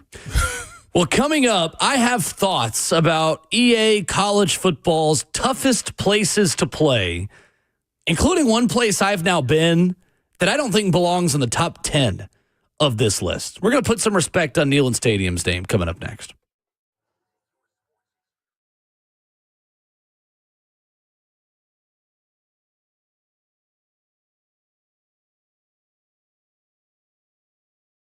Understanding the real estate market is so complicated, especially here in Middle Tennessee. And when you're driving around Middle Tennessee and you see those same for sale signs all around your neighborhood, all around every neighborhood, it's the best example, guys, girls, everybody. You need an experienced agent who knows the area. I want to tell you about my friend Bernie Gallerani, who guarantees to sell your home in 30 days or less, or he'll buy it. You got to start by knowing your home's true value. His new home value estimator is fast, free, and easy. Just go to BernieGallerani.com. Right at the top of the homepage, click on how much is your home really worth. Bernie Gallerani has the 30-day guarantee. He is the real estate agent who has the 30-day guarantee to sell your home, and if not, he will buy it from you. That's right. Bernie Gallerani, the only real estate agent in Nashville, recommended by Barbara Corcoran of Shark Tank. It's who I trust. And you can trust him by calling him on a cell phone. 615-428-2644. That's 615-428-2644. Don't rely on the national agent. Rely on my friend Bernie Gallerani. Online at BernieGallerani.com.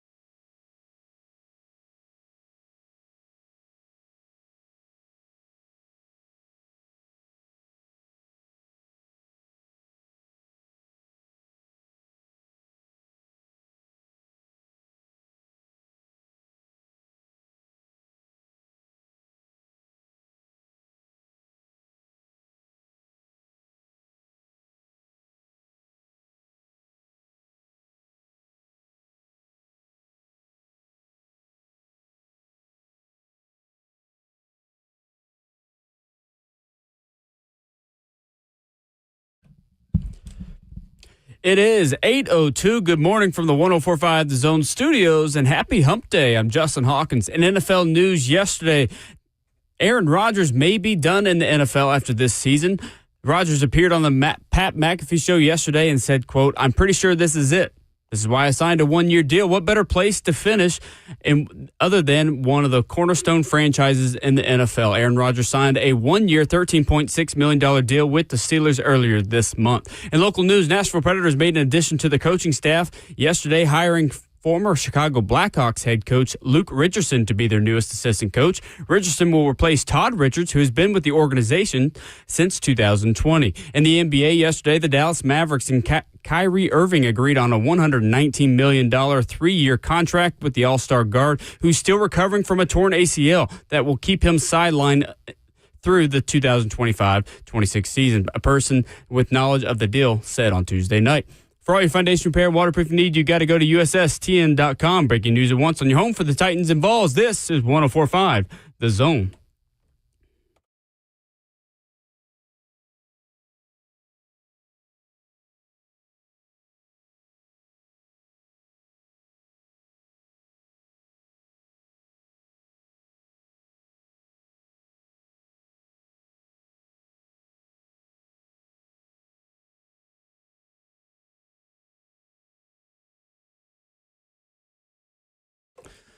Ramona Will, 104.5 The Zone, fueled by Scooters Coffee, into the second half of your Wednesday.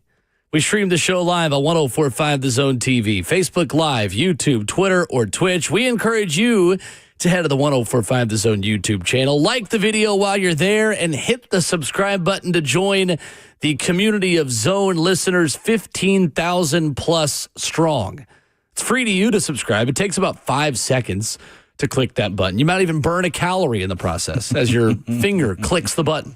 615-737-1045, F&M Bank chat open. Ramon Foster, Will Bowling, Justin Hawkins will be joined by Steve Palazolo of the 33rd team coming up in 15 minutes. Ramon, I have some thoughts. I'm here for it, Will. About EA Sports college football's toughest places to play. I saw this list on the new video game, which comes out in a couple of weeks. I'm excited about the game, excited about many of the things that are coming. The Pop-Tarts Bowl mascot is in the game. Fantastic. I mean, Mike Golick Jr. was ecstatic about that. I'm ecstatic. We'll start with positivity before I go ultra negative here in just a minute. This is a fraudulent list. This is a terrible list. There is a team amongst this top 10 that belongs nowhere close to the top 3 where it is. So let's go down the list, shall we? We're going 10 in? We'll go to 12 where Tennessee 12 is. Then. Yep.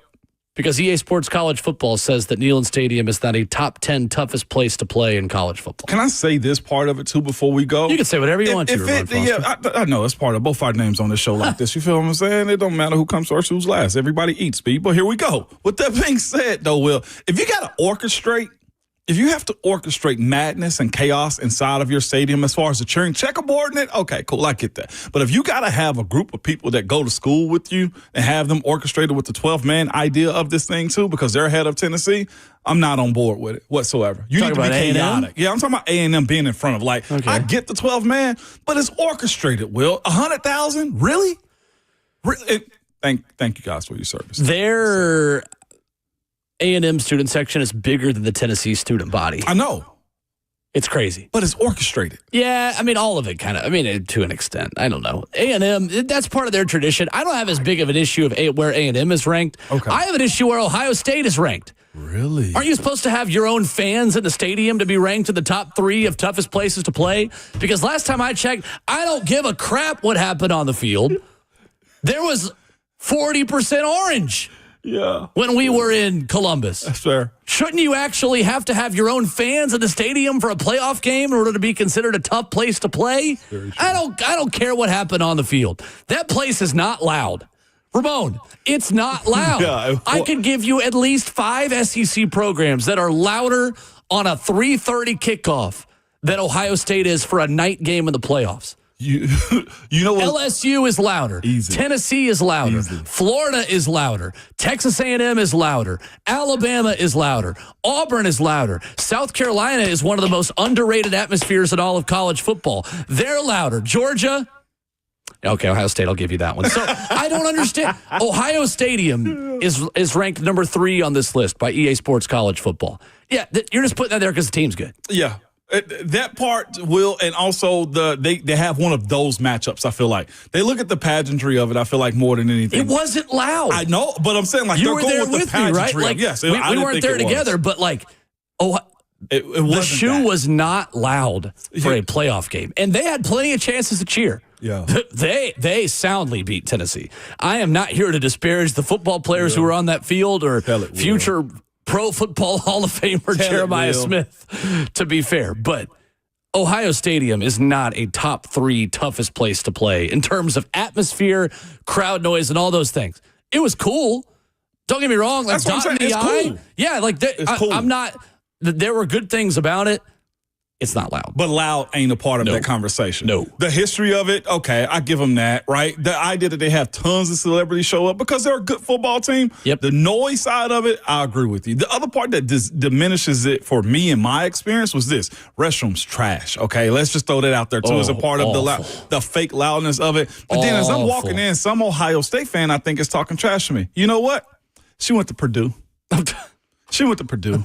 To your point about it not being pure and just chaotic as you need it to be, Will, absolutely not. The worst thing that I think contributed to, the best thing I think contributed to their win, other than them having a good roster, was that dumbass LED light that kept going across the eyes of the players, I felt like. I thought their night show, Will, was by far one of the dumbest one I've seen in a while. And I know the rules in the Big Ten, right? I honestly didn't mind that. 3 o'clock. I absolutely didn't mind hated it. It was the bells and whistles and the drone stuff. That was cool. It just wasn't loud. No, but that's the one battle I'm picking. It just wasn't loud. To me, you got to do all the extra stuff like that to make it loud. They were crying out to get it louder when when they dim the lights and do all that type of stuff, and it was fine. Well, everyone has gimmicks now. It was fine. Tennessee has them too. But it was fine. Like, you didn't get the reaction and rumble of that stadium the way I feel like you got at Death Valley, the way you get at Neyland. At either Death Valley. You know what I'm saying? Like, right. That's the way I look at this situation. So, EA Sports College Football, the full top 12. LSU is 1. Fair. Fine. Cool with it. Easy. They got 50-pieced by Alabama last season, but fair. Not all about the team on the field. In terms of noise, Death Valley at night, as good as it gets in college football. Facts. Penn State 2, fine. Fair. One of the biggest stadiums in college football, fine with it. The whiteout is by far one of the best looking things out there. 3, 4, 5, and 6 is where this list gets bad. Ohio Stadium 3, no. Sanford Stadium at Georgia 4. I had a problem with that, and I'm very pro SEC. So, and this has changed because Georgia is louder than it used to be. You were on a Tennessee team that also scored 50. 50 ball on now. Yes, in Athens. Sanford Stadium's not a top 5 loudest place in college football. I don't put that in there. I think they possibly have Auburn too low for me on this list. Auburn should probably be up there in the top 10 and move Georgia down to 9 to 15. I agree. Okay, all right. Bryant-Denny is 5. I'd put him a little lower, but I get it. I think they're top 10. I think it's lately. It also has gotten better. Yeah. Memorial Stadium, Clemson, haven't been. I can't speak to it, but I think that's fair. Yeah. That's all they got there. So. I would put the Swamp top 3. Yes. I think the Swamp is probably number 2, to be quite honest with you, on this list, on my list that I'm going to give in a minute. I've been to the Swamp 4 times, either 3 or 4 times. Swamp is legit. It's toxic. Swamp is legit. Yeah. Oklahoma at 8. No. Sorry. To me, might not even be top 15. I think it's the theatrics of the wagon being out there. It's just the fact you've had some good teams. Again, there are a lot of Tennessee fans in Norman, Oklahoma. Are they going to? Is it Texas versus Oklahoma? Then yes, of course. That's not even in Oklahoma. Well, there we go. That's at the Cotton Bowl. Yeah. Autzen Stadium 9. Okay. Oregon. Big House 10. Fine. Kyle Field 11. And then Neyland Stadium 12. The way I would rank it, I would go LSU 1. Yeah. Take your pick between Tennessee or Florida at 2 or 3. To be honest with you, Florida, because you feel the hate, you feel them. No, you do. I will go Florida 3 just to be not and all. And their students are closer to the bench. Easily. I would, you know what? I'll put Florida 2. I'm cool with that. And I'll take my orange tinted glasses off and say the Swamp is 2. It's 2. I would say Tennessee 3, Penn State 4, Michigan 5 is how I would rank it. Again, I've been only to 3 of those, and I went to LSU for a noon game. Yeah. I didn't get the full LSU experience. And by the time Tennessee and Hendon Hooker had their way, it was all Tennessee fans in there by the time the fourth quarter started and Colin Baton Rouge was playing. Yep. But LSU at night is still got to be unrivaled in college football, number one. I would even move Notre Dame up higher, and I'm most definitely moving, William Bryce Stadium. South Carolina. Underrated. They need more respect on that stadium. I just think in general, SEC environments are just better than the Big Ten. I agree with you. They just are. The culture of it, to it me. means more. Yeah, it does. Truly, the phrase, it just means more, applies. I know their teams have caught up at the highest of the highs in the Big Ten. The crowds never will. No. Never will. It's just different. The thing that I give Big Ten credit on, and the SEC has it too, but like the way they televise their history, I feel like is I think a high class, the way they do it, which is a part of the problem. You get people with cut off shorts and cut off sleeves and I'm talking about dipping 90% of the game at our SEC games. I feel like they get real buttoned up to enjoy a show is the way I look at the Big Ten. Two tweets about the Ohio State take that I have. One Tennessee fan writes in, says, I've been to a lot of Tennessee games and hostile environments. Ohio State was one of the most hostile environments I've ever been in. It was hostile. The fans were mean. The fans were jerks, to be quite honest with you, which is fine. I want more hate in sports. But they weren't loud. There's a difference. They were hostile. They weren't loud. And then Big Orange Mac tweets us and says, I've heard louder shouting at my granddaddy's home-going service than at the shoe. Get him out the casket then, Mac. Home-going service. Home-going. Get him out the casket, Mac. It wasn't loud. Maybe they were all cold. 615-737-1045, talking AFC South and NFL football. Steve Palazolo of the 33rd team joins us next.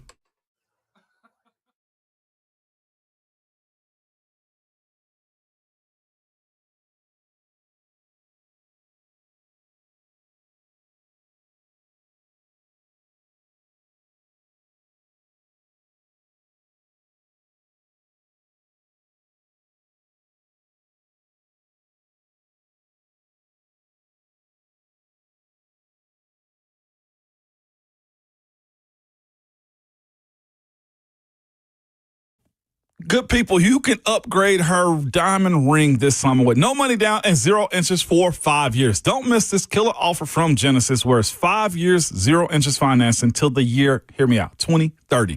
Not just on engagement rings either. It's also on earrings, bracelets, bands, colored gemstone jewelry, pre-owned Rolex watches as well. Buy now, pay nothing down, and spread your payments over 5 years with 0 interest. Yes, so that $5,000 gift comes out to just about $85 a month. And that luxury pre-owned Rolex starts at only $150 a month. This is an insane offer from the jeweler that's always finding ways to bring you more value. All GI certified diamonds are included in this as well.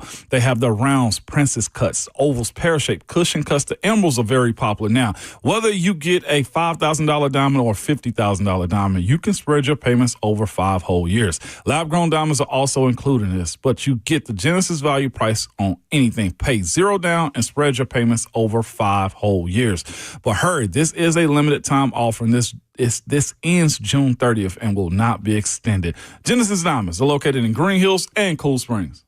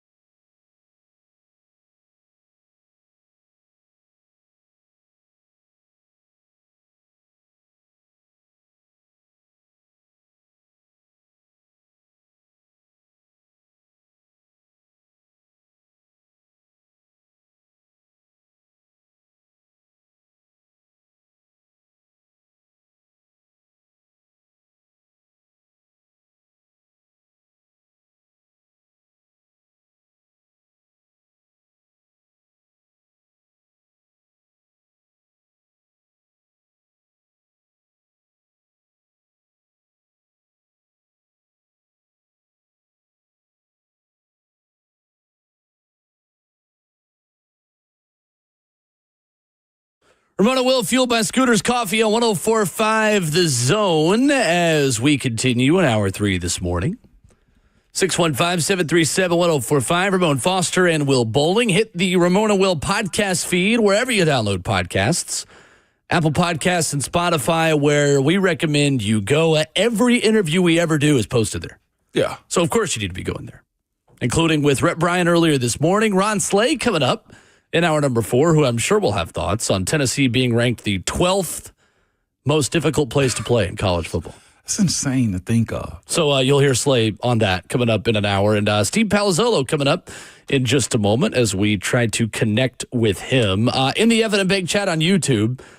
In the meantime, Mo, we can keep talking about this. Frank writes in, says, not Tennessee hate, but no stadium is going to be very loud when the game is out of hand so early on. Says, I've been to an Ohio State game where it was incredible. Is it top 3? No. Top 10? Yes.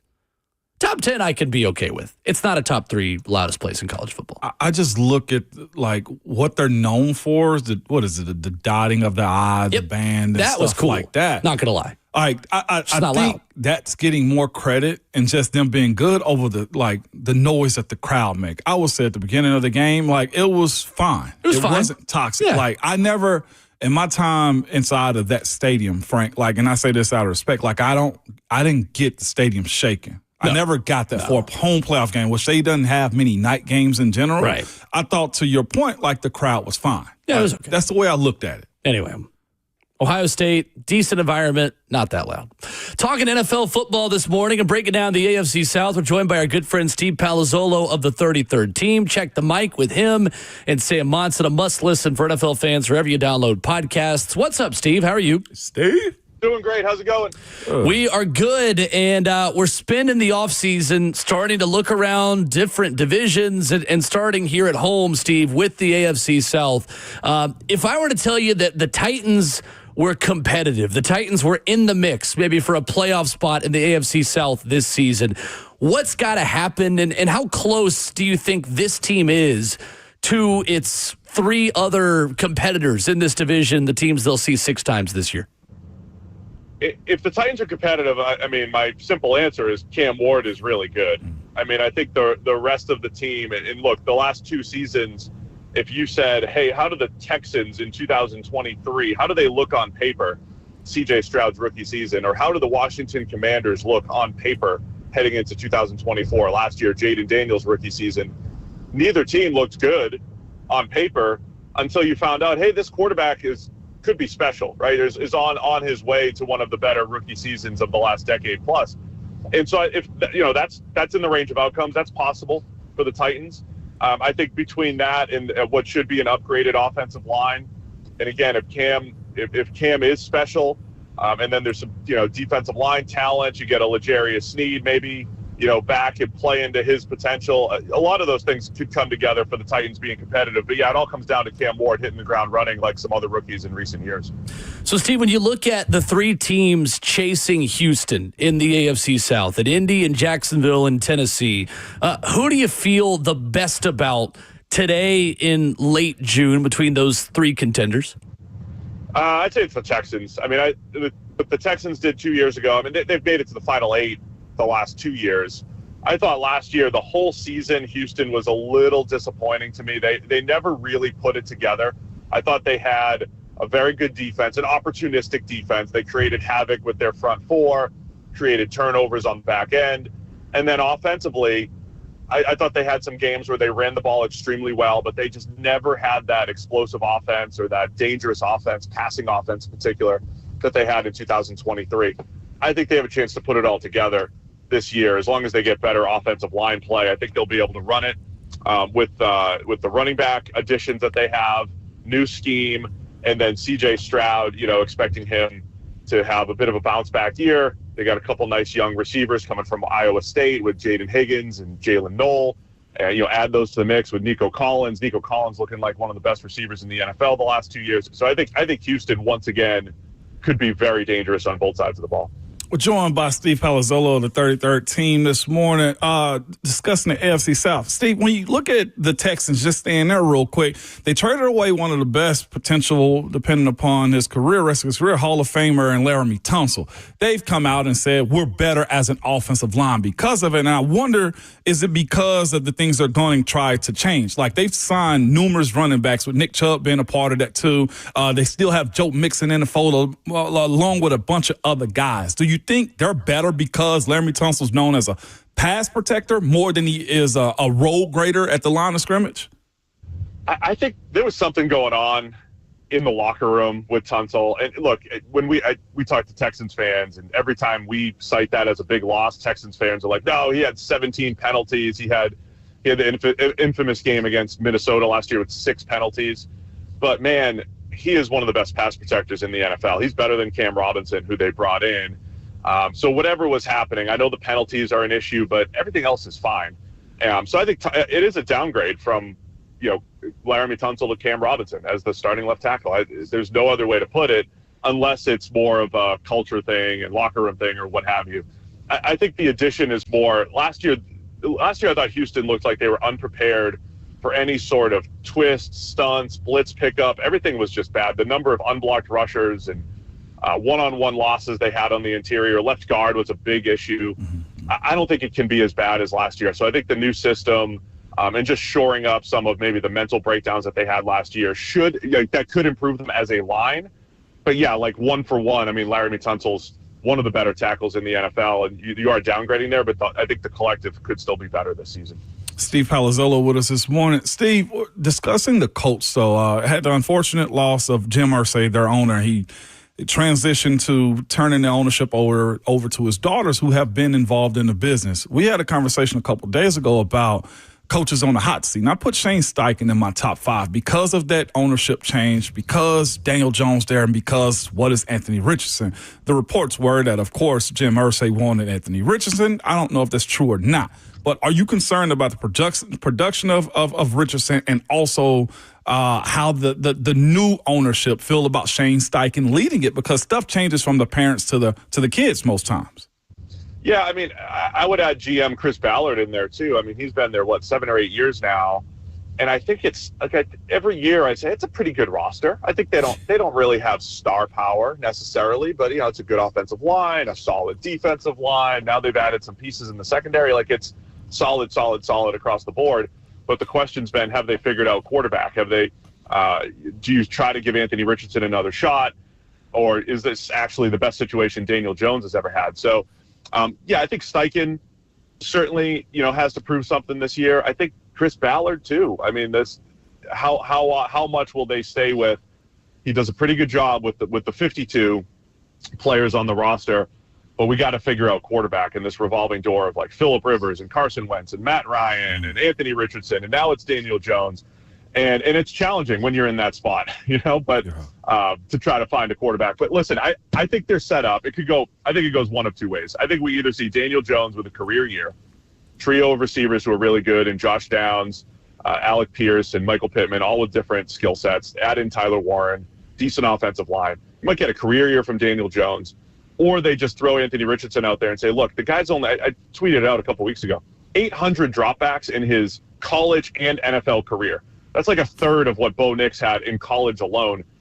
We still haven't seen much Anthony Richardson. Part of it's his own doing, asking out of the game, getting benched, but also injuries, many, many injuries.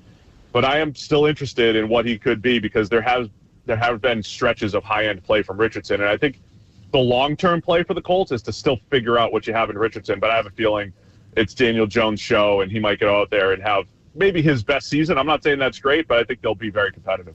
Steve Palazolo of the 33rd team with us. And that was kind of where I was going next, Steve, about Daniel Jones.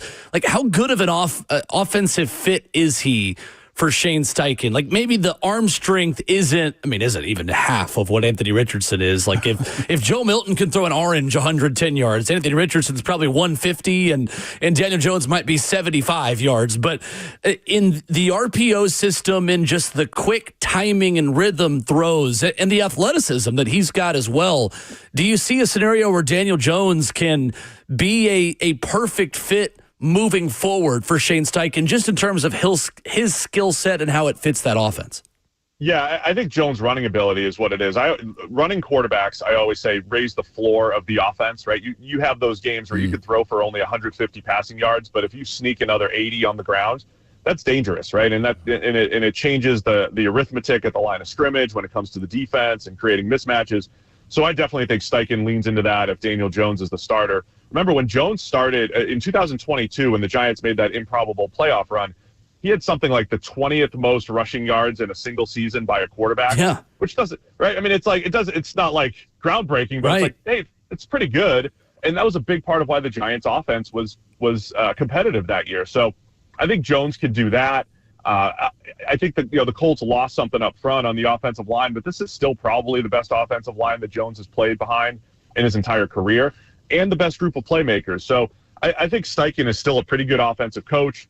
Who got a lot of good out of Jalen Hurts when he was in Philadelphia and had showed elements of that in Indy with Gardner Minshew, with Richardson. So, yeah, I think he's going to get the best out of Daniel Jones, play to his skill set, and the Colts will have a pretty good offense. Steve, I think it's so interesting with Trevor Lawrence in Jacksonville. I think people anointed him as the guy so quickly. But now I feel like the pendulum has swung way too far the other direction of, should the Jags give up on Trevor Lawrence? Like, I'm not really there either yet. And now you add Travis Hunter to an offense that already had Brian Thomas Jr. and some weapons and an offensive play caller that, let's be honest, made Will Levis look pretty dang good at Kentucky Liam Cohen. What is your outlook for this Jacksonville team, Steve? Because especially on offense, if Liam Cohen can do with Trevor Lawrence what he's done with a lot of other quarterbacks, I see a pathway to this team actually maybe being kind of decent in 2025.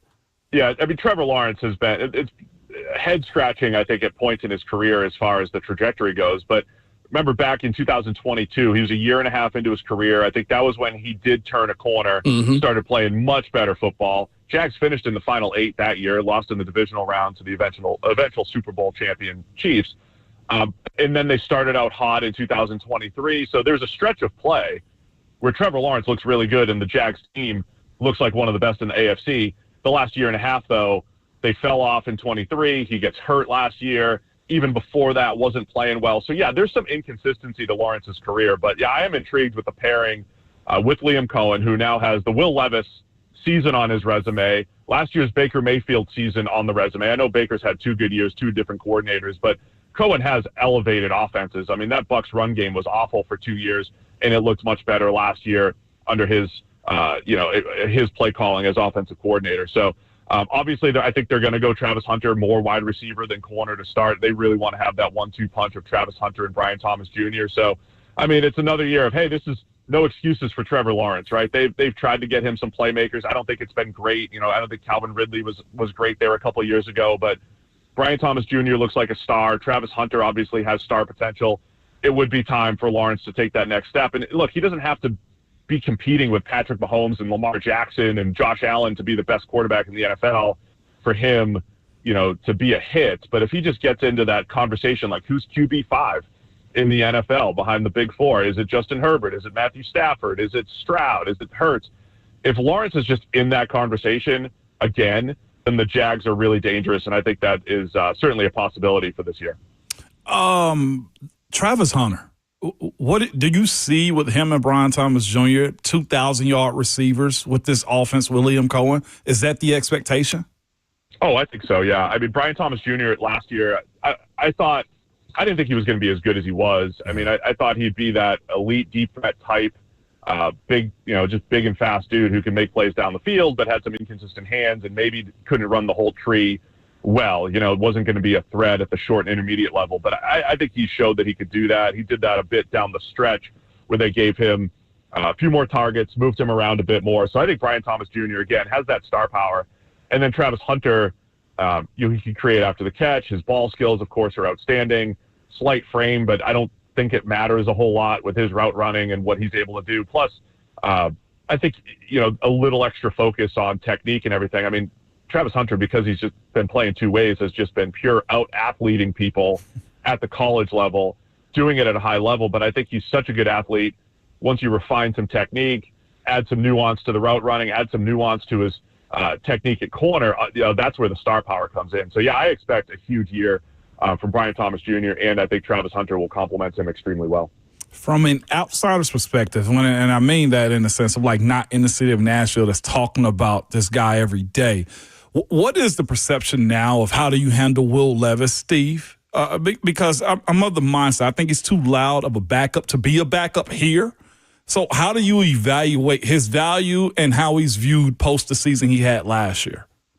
Yeah, I mean, normally I would say you just keep that guy as the backup, but I get that's me just being, the robotic stat person. The human element of it, it is challenging for those players to become backups. I think you try to probably trade them. I don't know what, you have to figure out your own backup situation, but you have like a Sam Howell situation a couple of years ago. Sam Howell's one of those guys around the league. Seattle took a shot last year. Minnesota takes a shot this year. Someone around the league theoretically should take a shot. Maybe it's Jacksonville with Liam Cohen down there. Someone would want to take a shot as a reclamation project, and that's probably better off at this point. Try to get something for him, but then you got to shore up your own backup situation. But I think eventually he ends up getting traded for somebody that wants to, buy low on Levis and see what they can get out of him as a backup. Steve, we had the conversation a lot that in our conversations with you and in any segment we do with you, the goal of this offensive line is to get back to average for the Tennessee Titans. I don't think there is an offensive line with Levis playing behind it that can be average with how many sacks he takes and the pressure to sack ratio and all those things. So with Cam Ward back there and taking Levis out of the equation with, on paper, Dan Moore, Peter Skoronski, Lloyd Cushenberry when healthy, Kevin Zeitler, and J.C. Latham, are you optimistic that five and this Titans offensive line can get back to average this season? Yes, and that's the beauty of when you isolate offensive line play. We're not obligated to blame the offensive line for Will Levis taking sacks. Right. We don't have to do that. Right, Ramon? We're not doing that. No, we're not. We choose better, okay, Steve? So, yes, this offensive line absolutely can. First off, I think Latham moving to the right side where he's played in college. And look, I think he had, for a guy that moved from the right side to the left side, I thought he had a pretty good rookie season, and that's, relative to other first-year offensive tackles. I say that all the time. Offensive linemen, I'm not saying every single one gets better, but they do make jumps years 2, 3, and 4. They do get better. I think you need to see more from Peter Skoronski. He has disappointed me, when he's one-on-one situations in the run game, giving up a few more pressures than I expected for a guy that I still thought could hang at left tackle if you really needed him. I think Dan Moore is the epitome of the average offensive tackle in today's NFL. I know he's getting paid really well, but there's scarcity at that position at left tackle, and Moore has gotten better every year. This is the time of an offensive lineman's career where you start to see them settle in as a bit more dependable, and I think Moore has a chance to do that. Cushenberry has had good seasons. He'll need to bounce back. So, and Zeitler is still one of the best guards in the NFL. I mean, there's always these 10-plus year veteran guards that if I needed a plug-and-play guy, I would sign that type every year, and Zeitler's that guy right now in the NFL. So, absolutely, creeping back toward average is possible, both in the run game and in pass protection. I like the moves that they've made, and I think they're definitely better than they've been these last few years. He is Steve Palazolo joining us this morning on Ramon and Will. Check the mic wherever you download podcasts. We love talking with Steve and Sam Monson. Those guys are the 33rd team that all do such a good job. Really appreciate it, Steve. Thanks so much. Absolutely. Thanks, Steve. All right. Yep. Thank you, guys. Appreciate it. Yes, sir. Steve Palazolo with us this morning. Again, a must-listen podcast. Those guys crush it from the numbers perspective. Do a good job. I like having conversations with Steve. Steve is level-headed in his thoughts, and he's very educated in it too, man. So I got to give him credit where credit's due for as much flack I gave him for the PFF stuff. Fair enough. Yeah. Coming up, baseball taking center stage of the sports world right now. We've got local ties on things you should care about, and we've got ownership of the Mets that continued last night. We can catch up on your phone calls, 615-737-1045. Headlines of the world of sports on the Diamond coming up next.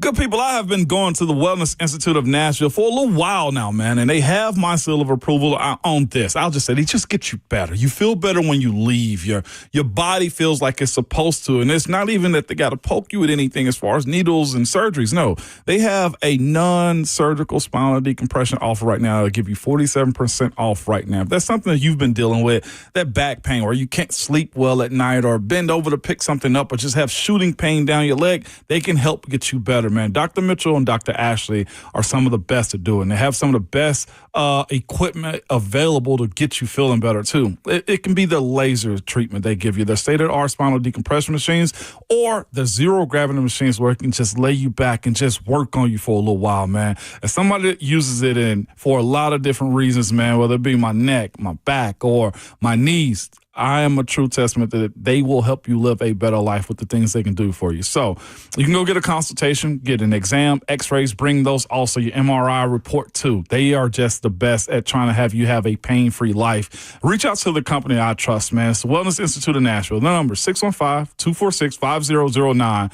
or go to painisbad.com.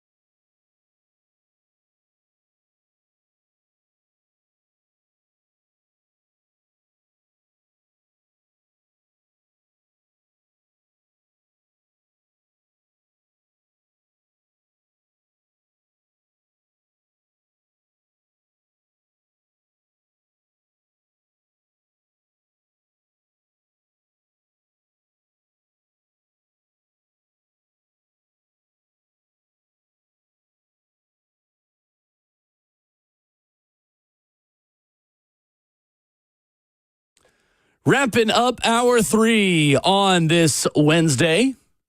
Ramona Will is fueled by Scooter's Coffee. Ramon Foster and Will Bolding with you. A couple of players with local ties, Ramon Foster, making noise in the show last night. How about Christian Moore in the Angels' walk-off win last night? A walk-off home run against the Red Sox in the 10th inning, making a little bit of history. Christian Moore last night, former Vol, on the 1-year anniversary of winning the national championship with Tennessee, becomes the first player in MLB history to hit a game-tying home run, hit a walk-off home run with his team trailing, and account for all of his team's runs in the same game. It's pretty dang good. That's real good. What a start to his major league call-up, man. First hit he had was in New York against the Yankees, a triple. It was. That was phenomenal, man. But here's the other part, too, is what I hope for him and I think will be the case because it seems to be the type of guy. He's just going to work. He's going to work and keep his head down. So I expect these types of things to continue to happen. Now, he see more pitchers at bats and stuff like that. I'm sure he's going to hit his lull. But he seems to have a level of sustainability. When you got Mike Trout running out of the dugout to come hug you at home, what a dream come true. I don't care if it is the Angels, and I know they are probably the 5th team in California that people think about. That is a huge moment for him, man. Go Vols and go SEMO, man. Last night, Atlanta Braves beating the New York Mets 7-4. It's Groundhog Day. The Braves have now won 5 in a row over New York this season, 6 in a row dating back to last season, and Atlanta gets back to 4 games below 500. In the last 38 games between the Braves and Mets, Atlanta's won 28 of them. Ooh. 28 of them. I wish we could play the Mets every night. You call it dad is home. Braves basically. have not had a good season. Chris Sale's got 2 fractured ribs. There are more problems than answers right now. Michael Harris can't hit to save his life down there in Truist Park right now, but well, when you play the Mets, all that just goes away. Hating sports, just feels man. good once again. I will say, watching a little bit last night, they chose not to pitch to Juan Soto twice. I forget who started the game for the Braves. It was Spencer Strider. Strider. I remember because pitchers always got to have a stride to their pitch. Strider, crazy. Threw like 4 straight balls to Juan Soto. Now, I get it. You pick your poison. It is a sign of respect, like all of those things. But what's nuts about it, he walks Juan Soto and directly behind is Kiko Alonso. And I'm just thinking to myself, look, that's not an easy Peter draw. Alonso. Peter Alonso. What was Kiko Alonso? Linebacker for the Eagles back in the day. That is, yes. But Eagles Peter and Alonso. Saints and Dolphins. But I feel tried, though, if I was Pete Alonso. I'm thinking to myself, you walk him and then immediately right after that throw a 96 miles per hour heater down the middle to me? Disrespectful. Strider, the Knoxville native, Clemson product. Is he out of Knoxville? CAK. Get out of here. He went to high school with one of my best friends. He's got one of the most unique presences on, if that's a proper way of using it. He's got one of the most unique presences on the mound. He stands straight forward, rock side to side before gathering himself and pitching. He is a ball of muscle coming down that mound, man. He struck out Juan Soto last night on a 3-2 pitch, inside corner. Sure did. And Soto complained about it, and he looked at Soto and said, "It's right down the middle. It's right down the middle." You could hear him clearly on the crowd mic as he walked off. Yeah. They're just dangerous enough to give me a little bit of hope. Braves are 6 games out of the wild card, and I think still 10.5 behind Philly in the NL East. I still doubt they're going to make the playoffs, but they're at least putting themselves in position to buy at the trade deadline and see what happens. 9.5 back now of Philly. I got to give it to the 8 back of the Mets last night too. Giving credit where credit's due. The umpire last night in that game, he gave up a strike he shouldn't have given. He called a strike on like strike 2, and I forget who was at bat for you guys. Well, it may have been Ozuna. Yeah, it had to be Ozuna because he had a strikeout looking. And what's funny is he doubles back and he calls one that was a ball. Well, called a strike that was a ball. And he looked, and the ump pretty much told him, "I gifted you one earlier." Like you can't complain when that was a strike that he missed, and he doubled back on it. So I like refs like that just acknowledge, that's on me. Cardinals Cubs going on right now as well. Cubs have now lost 3 in a row. Cardinals 2.5 back of Chicago. Well, one of the surprise teams in baseball this year, St. Louis. 44-36, 8-2 in their last 10. They beat the Cubs once again last night. Pete Crow Armstrong has been a stud this season. Caught a fly ball. Forgot how many outs there were last night. Guy for St. Louis scored from second on a fly ball. Tough. Didn't get it in. Tough. Former Tennessee Smoky. Now Knoxville Smoky, Pete Crow Armstrong. But so that's a fun series you got going on right now as well. See, there's still sports going on. There is. Don't neglect baseball. This show appreciates baseball. That's a valuable lesson, too, to you parents out there. Your kid's going to mess up. Heck, you got Pete Crow Armstrong. What is his name? His first name? Pete Crow Armstrong. Pete Crow Armstrong. He's out here making errors like he's 12 years old. He's electric. Yeah. Sherman Oaks, California. Mm-hmm. Right there, man. Jeez, his picture is bright. He's a bright young man. Jeez Louise, man. But all in all, it was a good game last night. Watching that one, though, man. You guys do have ownership right now. Sorry, Sally. You my dog and all. 28-10 in our last 38. That's tough. Right now, it's Love Island and then Braves. Yeah, every night. Yeah. I'm seeing more and more pop up on my algorithm. Our friend Trey Smith yesterday big time tweeting out saying they did my guy Jeremiah dirty, which they did. They did do Jeremiah Ace really dirty. did Jeremiah dirty in Love Island. I am one episode behind always because Peyton and I watch it in the afternoons from the night before because Peyton being up at 2 a.m. to work 3 a.m. to noon. We can't watch when it comes out at 8 o'clock, so we watch it the next day in the middle of the day. So I don't know what happened last night, which is why I have not brought it up on the show because I'm behind. Don't spoil it by one episode, but it has been interesting this week. I got to get on that. The way you describe it seems amazing, and it's drama filled too. Do I need to go all the way back to the beginning of the show, or start right here? You can start now. Start in the drama. You can start now. All right, you'll be fine. If you say it's good, then it's good. Then tonight in New England, Nashville SC taking on New England Revolution. We'll have it for you tonight on 104.5 The Zone. 6 o'clock pregame and 6:30 kick. Lucas Panzica on the call, riding solo tonight. Nashville Ramon, a club record 11 games unbeaten, taking on a New England side that is below the playoff line at the moment as we enter the second half of the season. Mm-hmm. And New England, the best defense in MLS in terms of goals allowed. They struggled to score with some injuries up top, but fun one tonight, Apple TV, 104.5 The Zone at 6:30. Listen, anybody that goes to New England and wins there is a saint to me. So do the good thing, okay, Nashville? See, that place has tormented me throughout my career. So do the right thing for not just me, for the people, okay? And I just wonder how big the bandwagon is still since Bill's not there. Carolina Bill's not there anymore. Carolina Bill? Carolina Bill. You just went so quickly from Nashville SC to Bill Belichick hate? Because my New England hate is because of Carolina Bill, okay? Like, I don't hate the organization. I hate what they did to us, man. I like Goodness. it. Daniel mentions on YouTube, what about Chase Burns last night? I was going to mention that. I forgot. So thank you for the reminder. Chase Burns, 22-year-old from right here in Middle Tennessee, Beach High School product, Wake Forest product on the diamond, strikes out the first 5 batters in his major league debut last night against the New York Yankees, mind you. Waved them. This was not the A's. No. This was not the Rockies. This was the Yankees. Joining Al Leiter and Wade Davis as the only pitchers since 1961 whose first 6 outs in their debuts were strikeouts.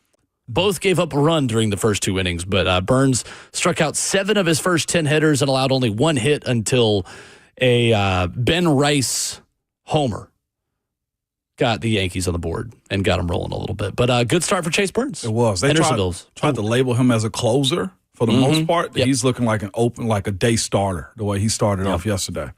615-737-1045. We mentioned earlier this morning, we talked a ton about Mike Florio and Pablo Torres reporting about the NFL and a 61-page document of collusion, of owners working together to not pay players guaranteed salaries.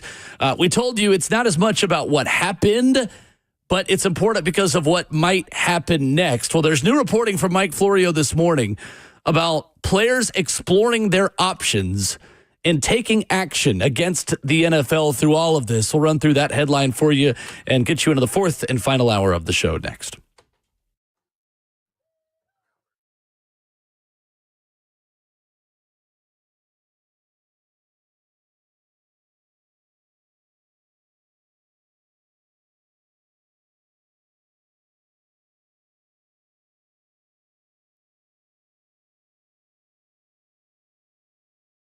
It's Ramon Foster for Medical House Calls, and the name does exactly what it says. Okay, there are medical house calls. Fellas, listen, I get onto us all the time about going to the doctor, going to see the doctor. Go get yourself checked out. Well, I'm making it easy for you. With medicalhousecalls.com, they will come to you. It's exactly as you think it is. Back in the day when they had the doctors with the black bag come to your house, well, it's a little bit more advanced than that right now. But what I'm here to tell you is it's 7 days a week, Monday through Sunday, 7 a.m. to 8 p.m. You can set your appointments when you want somebody to come to the house to draw blood.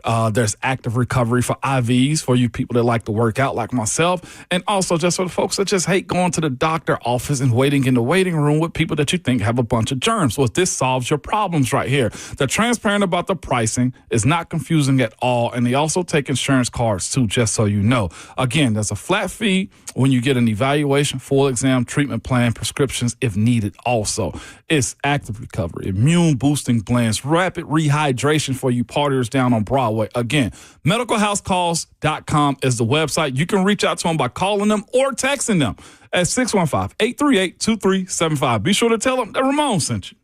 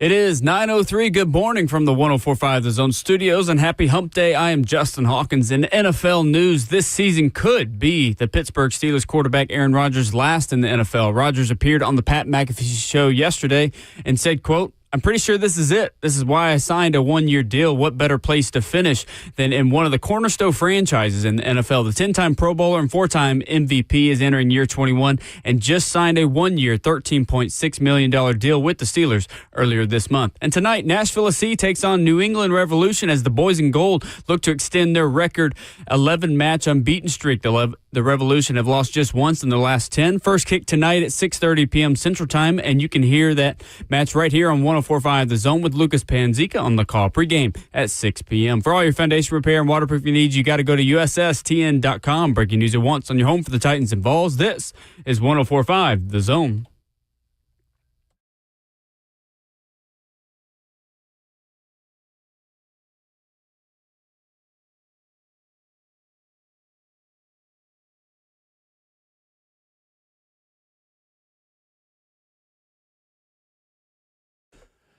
Away we go into the fourth and final hour. This is Ramon and Will, fueled by Scooters Coffee, 615-737-1045. Ramon Foster, Will Bowling, and Justin Hawkins. Coming up in 15 minutes, a Wednesday visit with Ron Slay. We've had a lot of different days that Slay has been on this radio program. I think Wednesday is one we've not had him on. We have not. This is a first. Wednesday. Not on a hump day. We expect to hear him say, I'm not going to steal it. I'm just going to build it up for him. I was about to steal Babsy's Twitch, please. I ain't going to lie to you. I was like, I'm close. I got used to saying it for a while, too. But you know what? I know how to defeat Babs these days. You know how I defeat Babsy? With Baby Babs, okay? She is old and infinity against Baby Babs, and I absolutely love that. Team Baby Babs over here is what I would tell you. I like it. Take that. You're picking sides. I am picking sides. And you picked the winning side. I chose because we can get her to say go Vols. Well, yesterday was a very interesting day in the NFL after the NFL and NFLPA hid a 61-page ruling in a landmark collusion arbitration case for more than 5 months. Well, now the cat is out of the bag, as Mike Florio writes at NBCSports.com and Pro Football Talk this morning. And the next steps are interesting, Ramon. So if you missed it, go check out the Ramon and Will podcast channel, hour number 1. Check out Pablo Torre Finds Out on YouTube and wherever you download podcasts. A 61-page ruling that was ruled in the NFL's favor says there is no evidence that 32 owners colluded against players who wanted fully guaranteed contracts in March of 2022.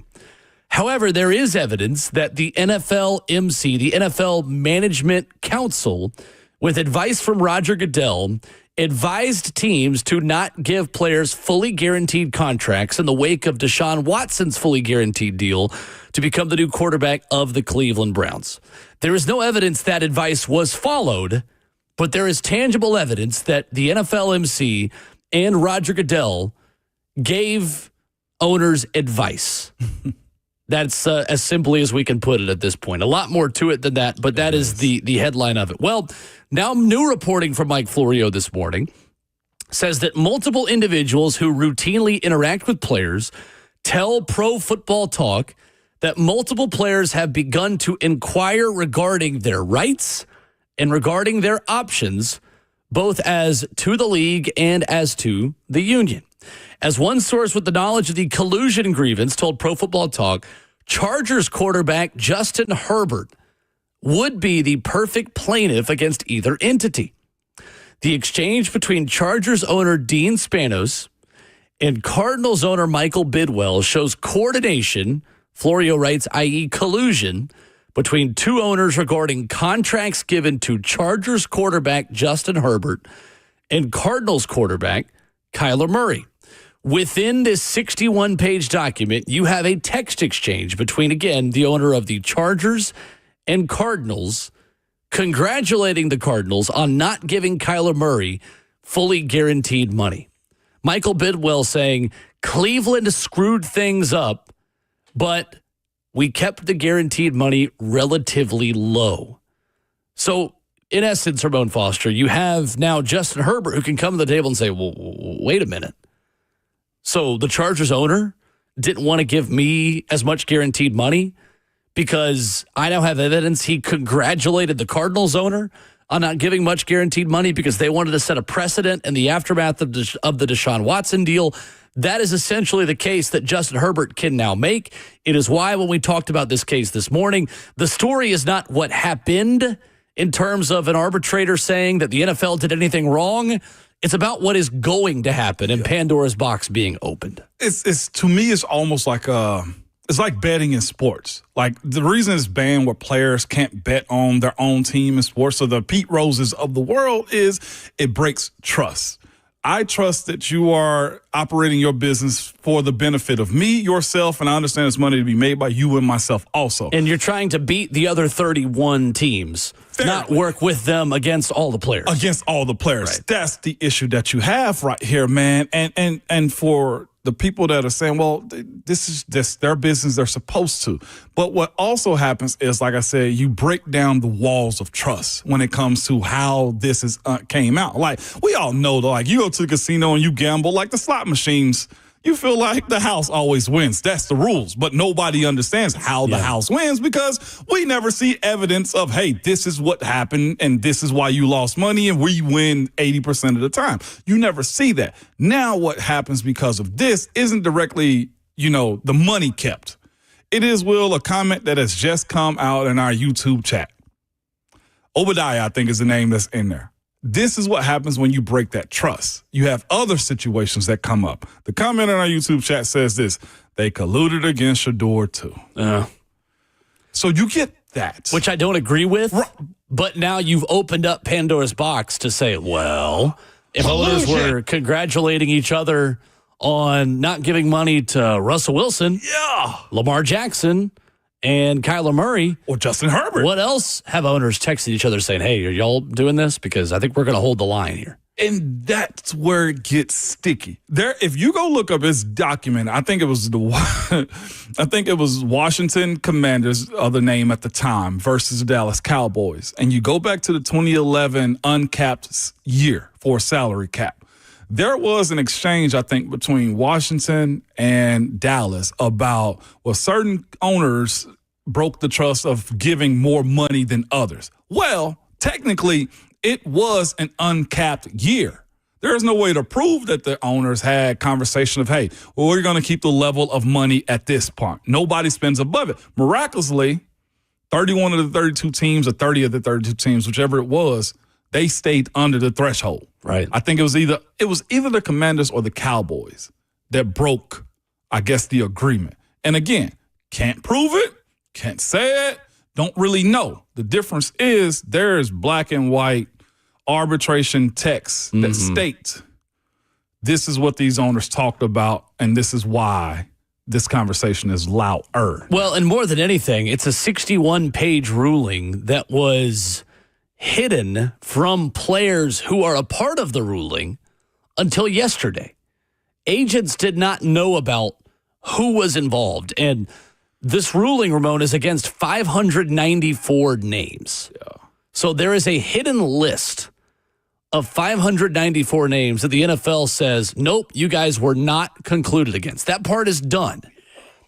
Justin Herbert is a part of a list of players that doesn't even know if they're a part of that 594. That's the problem. So now you're going to have representation of players all around the league. If you got a big contract in the last 3 years, actively trying to get their hands on that list to say, or is my guy's name on that list? Because if not, then we may be able to file a grievance. Exactly. And then that arbitrator is going to have to bring all this back up again, and then we're going to have more conversations. So from Herbert's perspective, there could be a ton of communication between Chargers staffers regarding whether or not Herbert could have gotten more money or why he didn't. Like, those things in discovery now are fair game to be looked at through this arbitration process. But if his name is on the list of the 594 in this other grievance, then he doesn't have a case. Like, it's a mess. It's a mess. And I know many of you are probably sitting there like, what in the world did I just walk into? Like, this is some legalese and complicated stuff I don't understand. That T-Man on YouTube says, I feel like I'm listening to a different version of House of Cards. Yeah, that's a good way to put it. That's a good way to put it from that Netflix show with Kevin Spacey talking about all the inner workings of Washington and politics. The gist of it, if you don't want to get in the weeds, I understand, is that owners congratulating each other on not giving fully guaranteed contracts is significant because it hurts the level of trust between the NFLPA and owners, and it hurts the level of trust between NFL players and the NFLPA. And the union being in a bad spot. Those are Mike Florio's words saying it's not a good time for the union right now in that perspective means that we're all the more likely to have some kind of work stoppage or issue when the CBA is up in 5 more years and we're doing CBA talks for 2030. Yeah. Because the owners won an 18th game. Now the players might be a little bit more hesitant to give owners what they want because of the trust that has been hurt through a process that was going on in secret and was totally suppressed. It's that part of it alone, Ramon. Yeah. They suppressed a 61-page document for months until yesterday. NFLPA suppressed it from their own players, and owners suppressed it for media. It's just a total mess in the NFL and NFLPA world right now. And you, I hadn't even brought this up. You brought up the biggest part of the next 5 years. That one extra game, the 18th one. They want it. They want it. Goodell wants it. Everybody wants it in the NFL. Like with billions attached to it, you look at it now that you know and say, well, you're getting billions. What are we getting back? So you mean to tell me with this 18th game, that's not enough to pay for lifetime medical? When I know now that you're keeping more, and you, as an owner will, that's how I want to maximize my pockets too. Well, and the interesting part of this too, and Mike Florio brought this up, it's a little bit of a morbid thought, but it's a legitimate one. There is a generation of owners where this might be the last CBA they work on. I mean, truly. I mean, I'm not saying they're all going to die in the next 10 years, but they also might give up control. Like Jerry Jones, Arthur Blank, John Mara, this older generation of owners who have been doing this for a long time want to leave a legacy and a lasting impact on this last CBA. Because I don't know if that group of owners is working in 2040 on a next 10-year agreement. So there is a storm brewing, and we're 5 years away from it. But I think there's a storm brewing in 2029 and 2030 for the NFL and the NFLPA. And there's a lot the owners want that I think is going to be harder to get now. And the PA hurt itself so bad. It did. Because it's a lot of other conversations. We're barely scratching. We really are. Again, it's an hour and 15-minute podcast. Yeah. The J.C. Tretter compromise of how this case was dismissed is everything that's anti-union. He did not want this publicized because he criticized Russell Wilson in a text to DeMaurice Smith. And they used that text. And the owners used that text to prove that there wasn't collusion because, hey, look, your own guy in the NFLPA admitted that Russell Wilson doesn't deserve a fully guaranteed contract. It's a total mess. It is a total mess. He called them names in it. Yeah. Soft. Called him soft. Called him soft. J.C. Tretter, the chief strategy officer of the NFLPA. He called him a scaredy cat, not a net word. Like, from what it was alluded to. It was, it's messy. It is very messy. Coming up next, Ron Slay joins us. We will see where his head's at for a very big week in the life of Ron Slay, in the knees of Ron Slay. Talk some NBA basketball with the NBA Finals wrapping up. Maybe get Slay's thoughts on Tennessee being ranked the 12th most difficult place to play in college football. All that and more is next.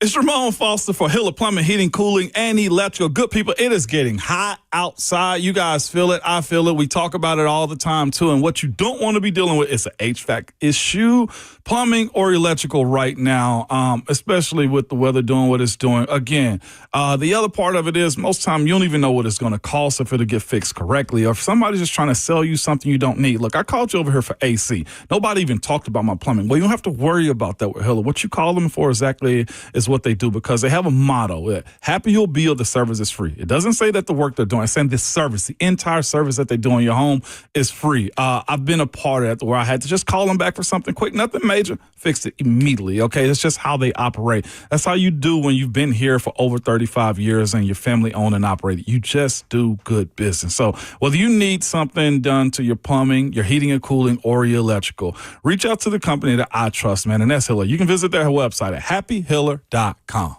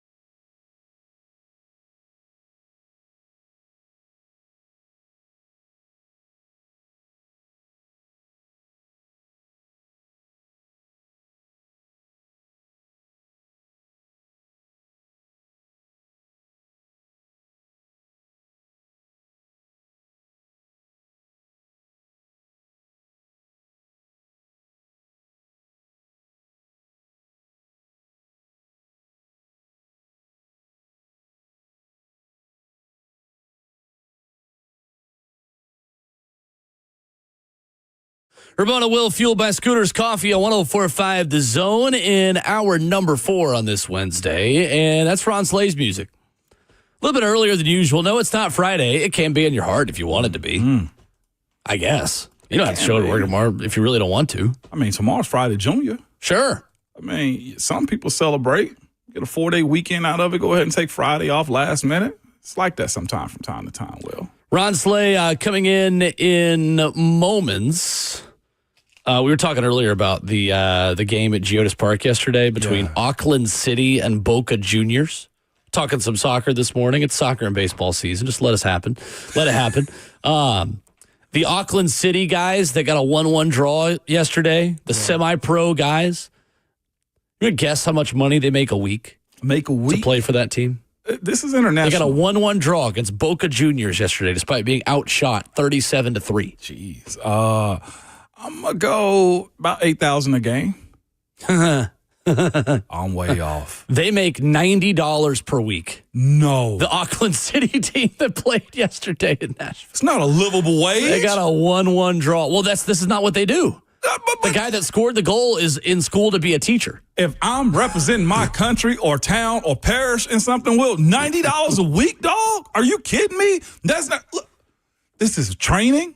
Yeah. This is away from home. This is also competing on televised somewhat network, whether it's streaming or whatever, and you're giving me under 100? It's a little over $4,000 a year, not including taxes, to play for a professional soccer I'm not going to go further because I don't want to disrespect how they spend or how they earn or the rate of, country that they're in with the money that they're given, but that's robbery. Do you hear me? That is free labor is what that is. They played in front of 17,000 people yesterday at Geodis Park against one of the oldest soccer teams in the world. One of the original great soccer teams in the world, Boca Juniors, got a 1-1 draw, and they make $90 a week. This is worse than what the NCAA was doing to student athletes. Boom, roasted.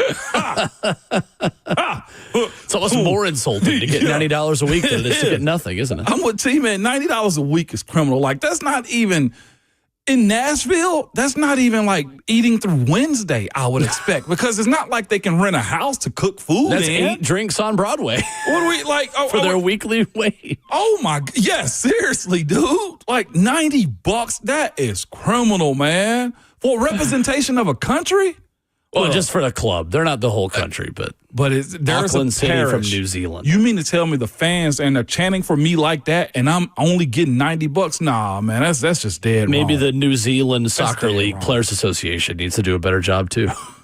We're talking about unions again. I'll leave you out of it. Yeah, I don't know if we good on that. We're moving forward, man. Jeez. $90. But those type of events, I do expect a whole lot more pay just because of prestige of it. Like, they'll make more just based off playing in this tournament. These dudes got to go back to being blacksmiths and stuff. From what you're saying? No, literally.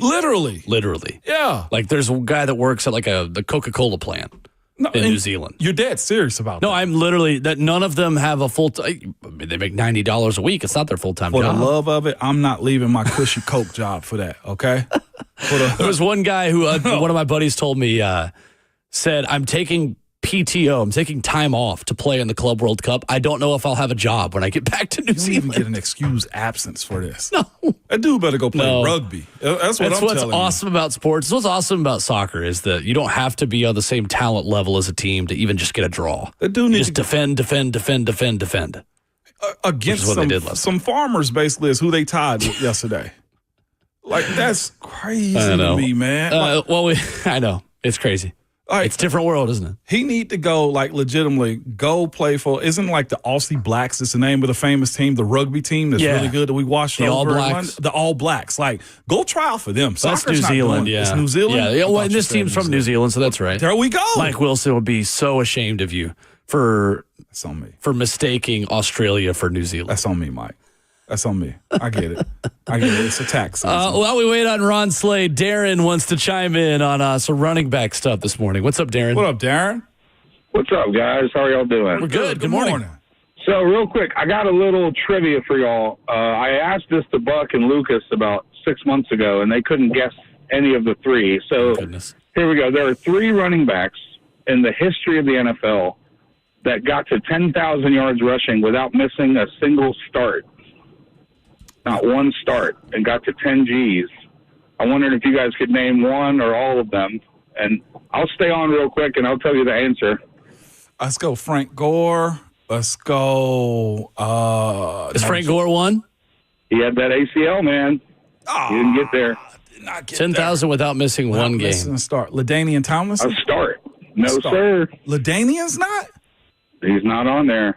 I know it's not. All right, Jamal. I'll go ahead and rock it for you real quick. Let me guess real quick. This is Macklin Grit stuff right here yeah, for Will. No, right. Walter Payton? That is one. Barry Sanders? No, sir. Not Barry. Give me, Adrian Peterson, not him. He had ACL too. Is it OJ? No, sir. It is not OJ. All right, at least I got one. Who are the other two? Okay, we got the late, great Jim Brown. Yeah, that's going to be my next And guess. our boy, 27, Eddie George. 10,000 without missing a start. Nice. Which is pretty incredible. I like it. Yeah, that's actually pretty solid. All right, guys. Thank Have you, a good Darren. one. I appreciate that.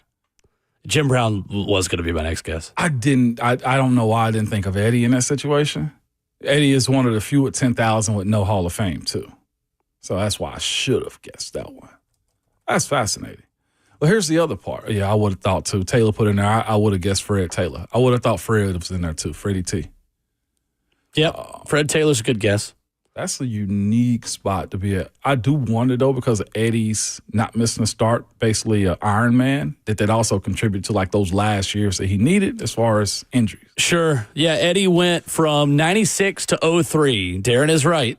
He had 10,009 yards and played and started all 16 games every single year from 96 through 03. And then with Dallas in 04, his last season in the league, 13 games, 8 starts, only 432 yards and 4 touchdowns. I will say this about injuries. I never wanted one at all. I never had a major one either, and I don't want anybody to ever get injured. But I did used to look at guys that got like ACLs or had to have a shoulder, like, oh, you're saving a year on your body. Like, I always viewed it that way, and that's so unfair because those dudes would never want to be injured whatsoever. But I wonder if Eddie had a gap year to save time on his legs for whatever reason. Could it have extended his careers a little bit more? I don't know. Derek's an Iron Man like that, though, now, too. Well, that year in Dallas cost Eddie significant Hall of Fame candidacy. Very much so. Because, and that's the case through all sports. We talk about that in baseball a lot. Like, it's cost Andrew Jones with the season he had in L.A. after he left the Braves. When you go somewhere else and you don't sustain that level of performance and production, that's when Hall of Fame voters dock you significantly for that. Because then it's just like, oh, well, it was just one place, right? And the longevity of a Hall of Fame resume is significant. Yeah, it is. And it goes a long way, too. Like you said, how you finish. Looking at what Emmett was doing at the end of his career, basically just running the yards up to get, like, he was already in, but still, there's nothing diminished about what Emmett did in this time. We're joined in studio by 3HL's Ron Slay this morning. What up, though? Welcome. How are you? Sounds like the traffic had no roof this morning. The traffic is stupid here, man. I'm going to be real. Like, this, and it ain't even, it's not even, it's just the flow of traffic. Yeah. People doing dumb stuff. You know you got to go right, you in the far left lane, so put your blinker on. You got to sit there for 3-4 minutes. Like, this is just, we got a dumb little city. Dumb little, more and more we people, love it, but it's a dumb little the more city. and more people come here, it was all cool. Yeah. City just, IQ just going lower and lower. The more people move in here, dog. That's the way to put it. I talk about this a lot. People who criticize Nashville drivers, those of us who were born and raised here know how to get around. We were cool. It's the Uber drivers, respectfully, looking for Becky and Stacy and their bachelorette party, who are looking for the pink cowboy hats and the bedazzled jewelry more so than who's on the road in front of them or behind them. It ain't nothing, man. Respectful. I don't even blame some of the drivers. It's just like, y'all didn't grow up here. You don't know how to get around here. And you're looking for people who also don't know how to get around here to pick them up. Then little red Tesla today, he tried to be slick. He put his left blinker. This was on the regular street, you know what I mean, residential. Yeah. Put his little blinker on. He riding the left lane like he gonna turn.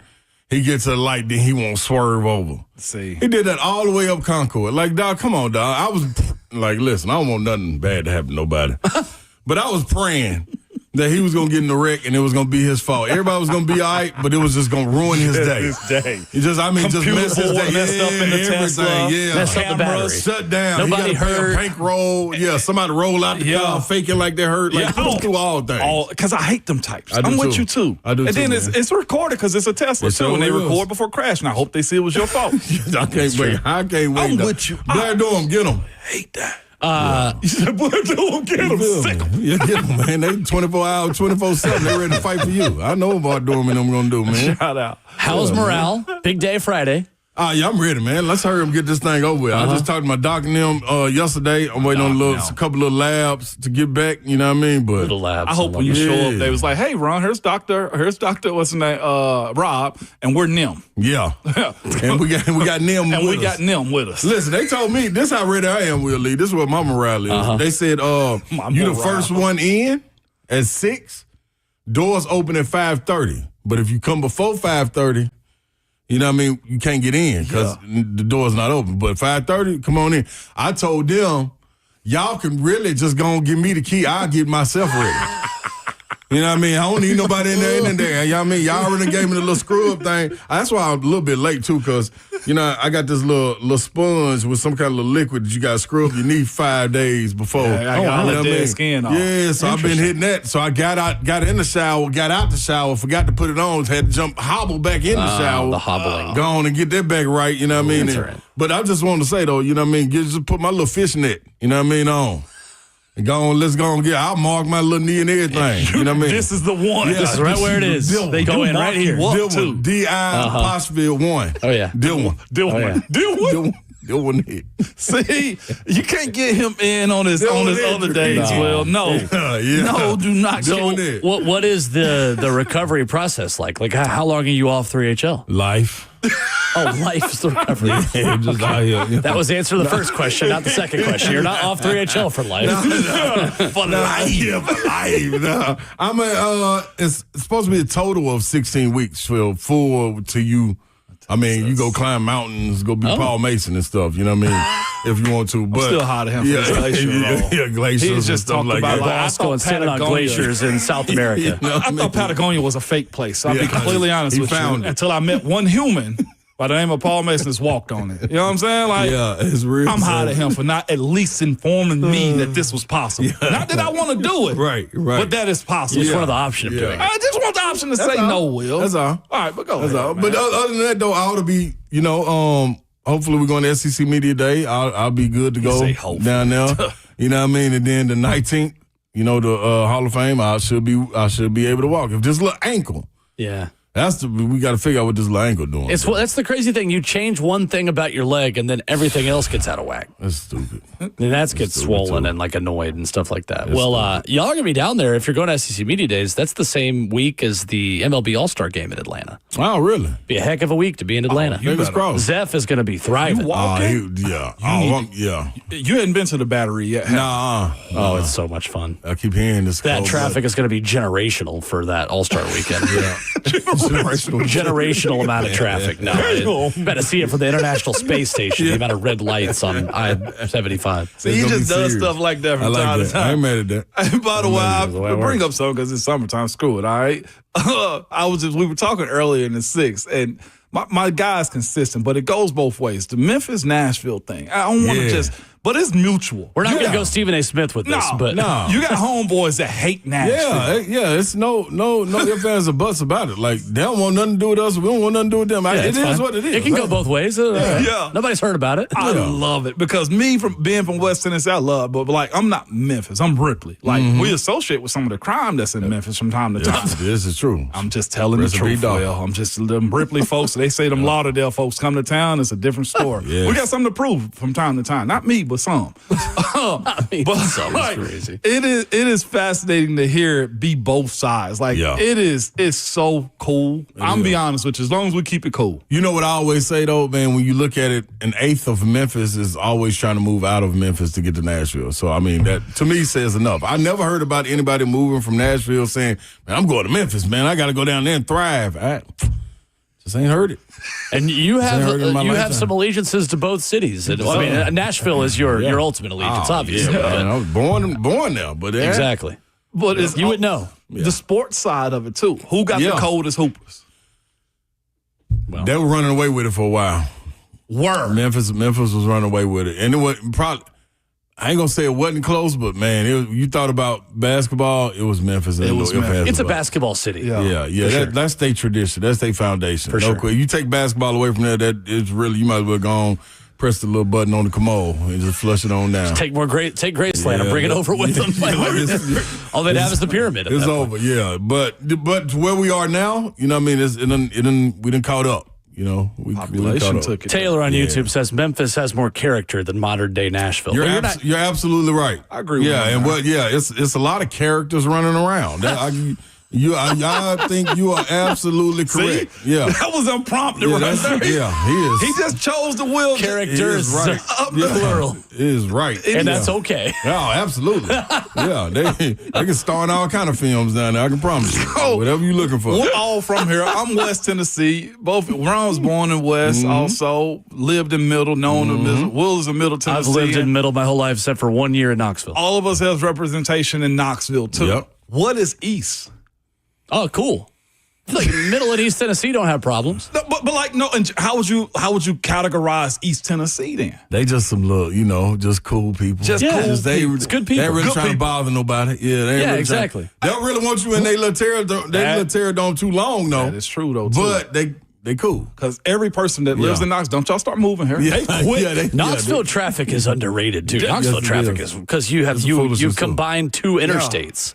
It's the worst interstate design in the state. Non-welcoming too. Like they don't want to don't bring that here. They quick to tell you stay out. They so will. And Chattanooga is a great city too. I feel like nobody's got beef with Chattanooga. Everyone's like, that's been a weekend in Chattanooga. That whole little East Strip. Yeah, it's great. East Tennessee Strip right there. Yeah, Tri-Cities, Bristol, get some pals up there, get a peachy tea. I'm telling you, Frenchy fry and a strawberry shake. It's a great time. They just cool. Yeah, they cool. They ain't got no problems. They NATO. NATO. Oh, no problem. Crazy. All right, well, we've got who was it that keeps winning championships every year? Not East, but Alcoa. Alcoa. Yeah. They'll let you know they run football. Yeah. They will let you Class know that. 3A. Yep. Now up to 4A. They moved up to 4A, and they're still winning. Yeah, they tough. They are. That's the team I broadcasted high school football for when I was in college. Alcoa. And most of the games I was getting home at a decent hour to go hang out with friends after on a Friday night because it was Mercy Rule every Friday. Is it stale, the crowd, because they win so much? No, it's not stale. There's an incredible tradition there. Oftentimes, the crowd gets a little more sparse in the second half because they're up by 40 most of the times. But you got to go to an Alcoa Maryville game sometime. Okay. Yeah. When they play this year, if you've got I don't know who Tennessee plays the weekend, Alcoa plays Maryville, but go up to Knoxville Friday and go up to Alcoa Maryville in person. It's like the whole county of Blount County is there. It is so much fun. Okay. I've been to a bunch of them. When I was a kid, I had family that worked at Maryville High School and Maryville Middle because I was zoned for Maryville High School when I lived in Knoxville for 1 year in second grade. That is like their pro team. Like if you were in Maryville, it is more about Maryville and Alcoa than UT sometimes. Wow. That's right. It's crazy. I want to ask Ron Slay about a topic we had earlier this morning about EA college football saying Ohio State's the third toughest environment in college football. He's already shaking his head. I'm looking forward to the answer we'll get coming up next.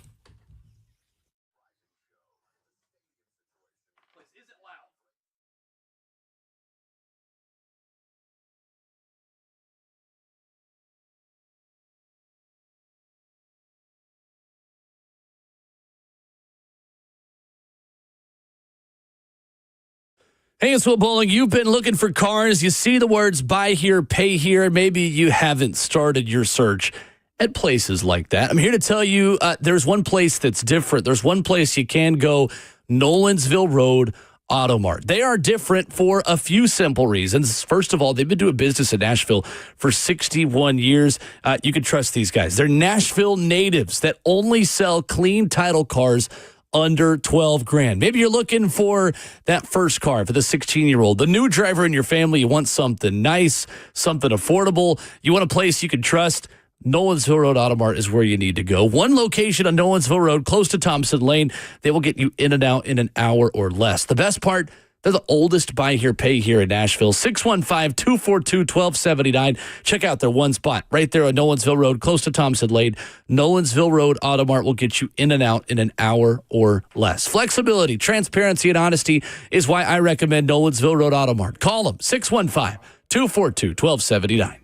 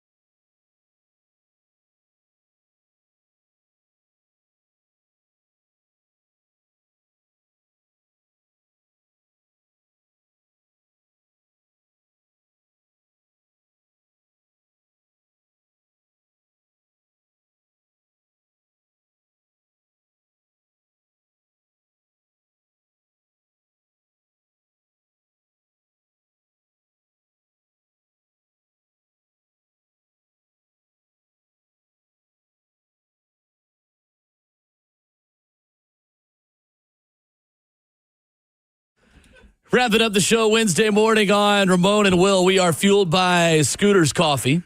Ron Slay's in the building. Yeah. A couple days early with us. He's got a big day Friday. And was not available tomorrow, so we do Wednesday, and he's flexible with us. We appreciate him for that. Always, man. EA Sports says Tennessee's the 12th toughest environment in college football. Ron Slay, your thoughts? My name would be Tom, last name Foolery. Is exactly who came up with that list right there. I understand that you got to sell the game, but come on, dog. And I'm going to even say, like I was telling Babsy yesterday, she said LSU is up there, but LSU comes with an asterisk. Like, it's LSU at night. That's all true. You hear people talking about. You know what I mean? LSU at night. In the day, it's cool. Like, it was hell of an atmosphere. Like, a lot of people, like, that's college football, no question. But at night, if it's different, then that's what it is. It's not an all-the-time thing. No. Like the noon kickoff we went to, place was half empty because, A, Hendon Hooker showed up, and B, because they just – It was not. We did not get close to the full experience. No, not at all. That's a good point. Not at all. Kneeling, you go up out, you getting the full experience. I don't give a damn if it's a 10 o'clock game. Yeah, it's going down. Like people coming out. It's just part of it. That's a fair Ohio point. State. I've been there when they played Texas. I went with me and Will went 05 when they played Vince Young. Not me. In I was the shoe. 8. Huh? I said not me. I was 8. You said not Will from the Ville. Yeah, not me. I was 8 years old in 2005. Been hanging around the gang for a minute. I know I did something good if I get Slay to break like that. What is Will talking about? You're right. When Vince Young and them beat them in Ohio State in the shoot, like it was packed and great game, great atmosphere, but it was never a point where I couldn't hear. Right. You know what I'm saying? That's how I felt this past December. It just wasn't it. And same thing. It wasn't loud. You know what I mean? And I was more shocked at Tennessee fans being so loud in the shoe when we went up there. Yeah. I also went to, me and Will from the Ville went to Nebraska at Notre Dame. Like Notre Dame, the tradition, all of that, you can feel it. Mm-hmm. But as far as loud, like, dog, I can't hear you talking next to me. Yeah. I've been in Neyland, man, numerous times. Since I was there in school. Even more so now. Like, I literally cannot. The person next to me screaming, and I can't understand what they're saying. Like, it's nuts. So it is nuts. I just, you know what I mean? I will give props. Swamp. Yeah. Swamp is legit. That's the loudest I've heard that's non-Tennessee. Yeah. What's Georgia Sanford Stadium? It's gotten better. It's gotten better. I was gonna say I'm so. I was so until they went down there, dog. Like you could hear it over. And now, mind you, they put Tennessee 1, Georgia 2. It was in the center, and Kirby was going off on the field. You know what I mean? Yeah. So, but you could hear it coming across the screen. Like, damn. And I don't care what teams' records are. Like, we've had a bunch of comment, like, well, but Georgia didn't lose there. Yeah, because Georgia's really good at football. Yeah, Ohio State's really good at football. They got nothing to do with the team. I'm talking about loudness. I'm talking about how chaotic it is. And Tennessee, Alabama 2022 is the loudest I've ever heard a stadium in my life. Oh, my God. That was the loudest I've heard a stadium in my life. I caught a headache from that one. I still got a headache. That was a tough one. So do Alabama fans. At Alabama, it got loud. They served up. It's gotten better there, too. Dude, when it was daytime. It was daytime. Yeah, we thought we was coming back to win that game after half. Dog, you could literally hear. It was like somebody was doing the volume like this. All right. Let me turn this up just a little bit more. It was like, the guy that flickers the lights on and off is also turning the volume. It was like, well, we have piped-in crowd noise in Knoxville, so we do that too. I was impressed. I was definitely impressed. But and then once you start talking about outside of the SEC, I mean, okay, Camp Randall, all right, cool. It's fabricated. Yeah. If I can do your tradition as a high school student section, it's not that cool. Yeah, that's my hot take. Jump around's not that cool. If I can do your tradition as a high school, your tradition isn't that cool. Yeah. That is always my rule of thumb. I said Kyle Field is the same one to me. A&M, down at A&M, yeah. They usher in a group. Yeah. And I know, like, that student body's bigger than our entire enrollment. It's huge. Still, right. It's fabricated. You mentioned it yesterday, and I mentioned it this morning. South Carolina. Underrated. It is. That damn rooster. It'll give you chills. It'll give you chills. That rooster.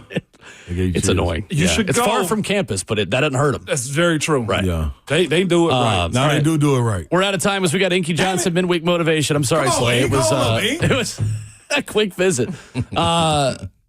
Good thoughts and vibes and prayers for you Friday. No, I appreciate it, man. Yeah, I'm in that thing. Yeah, man. Good to see you. Appreciate you being flexible. I'm asleep. I love it. Here we go. From 2 VFLs in the room, 3. I'll count myself for that. Here's another one. Inky Johnson wraps up the show midweek motivation.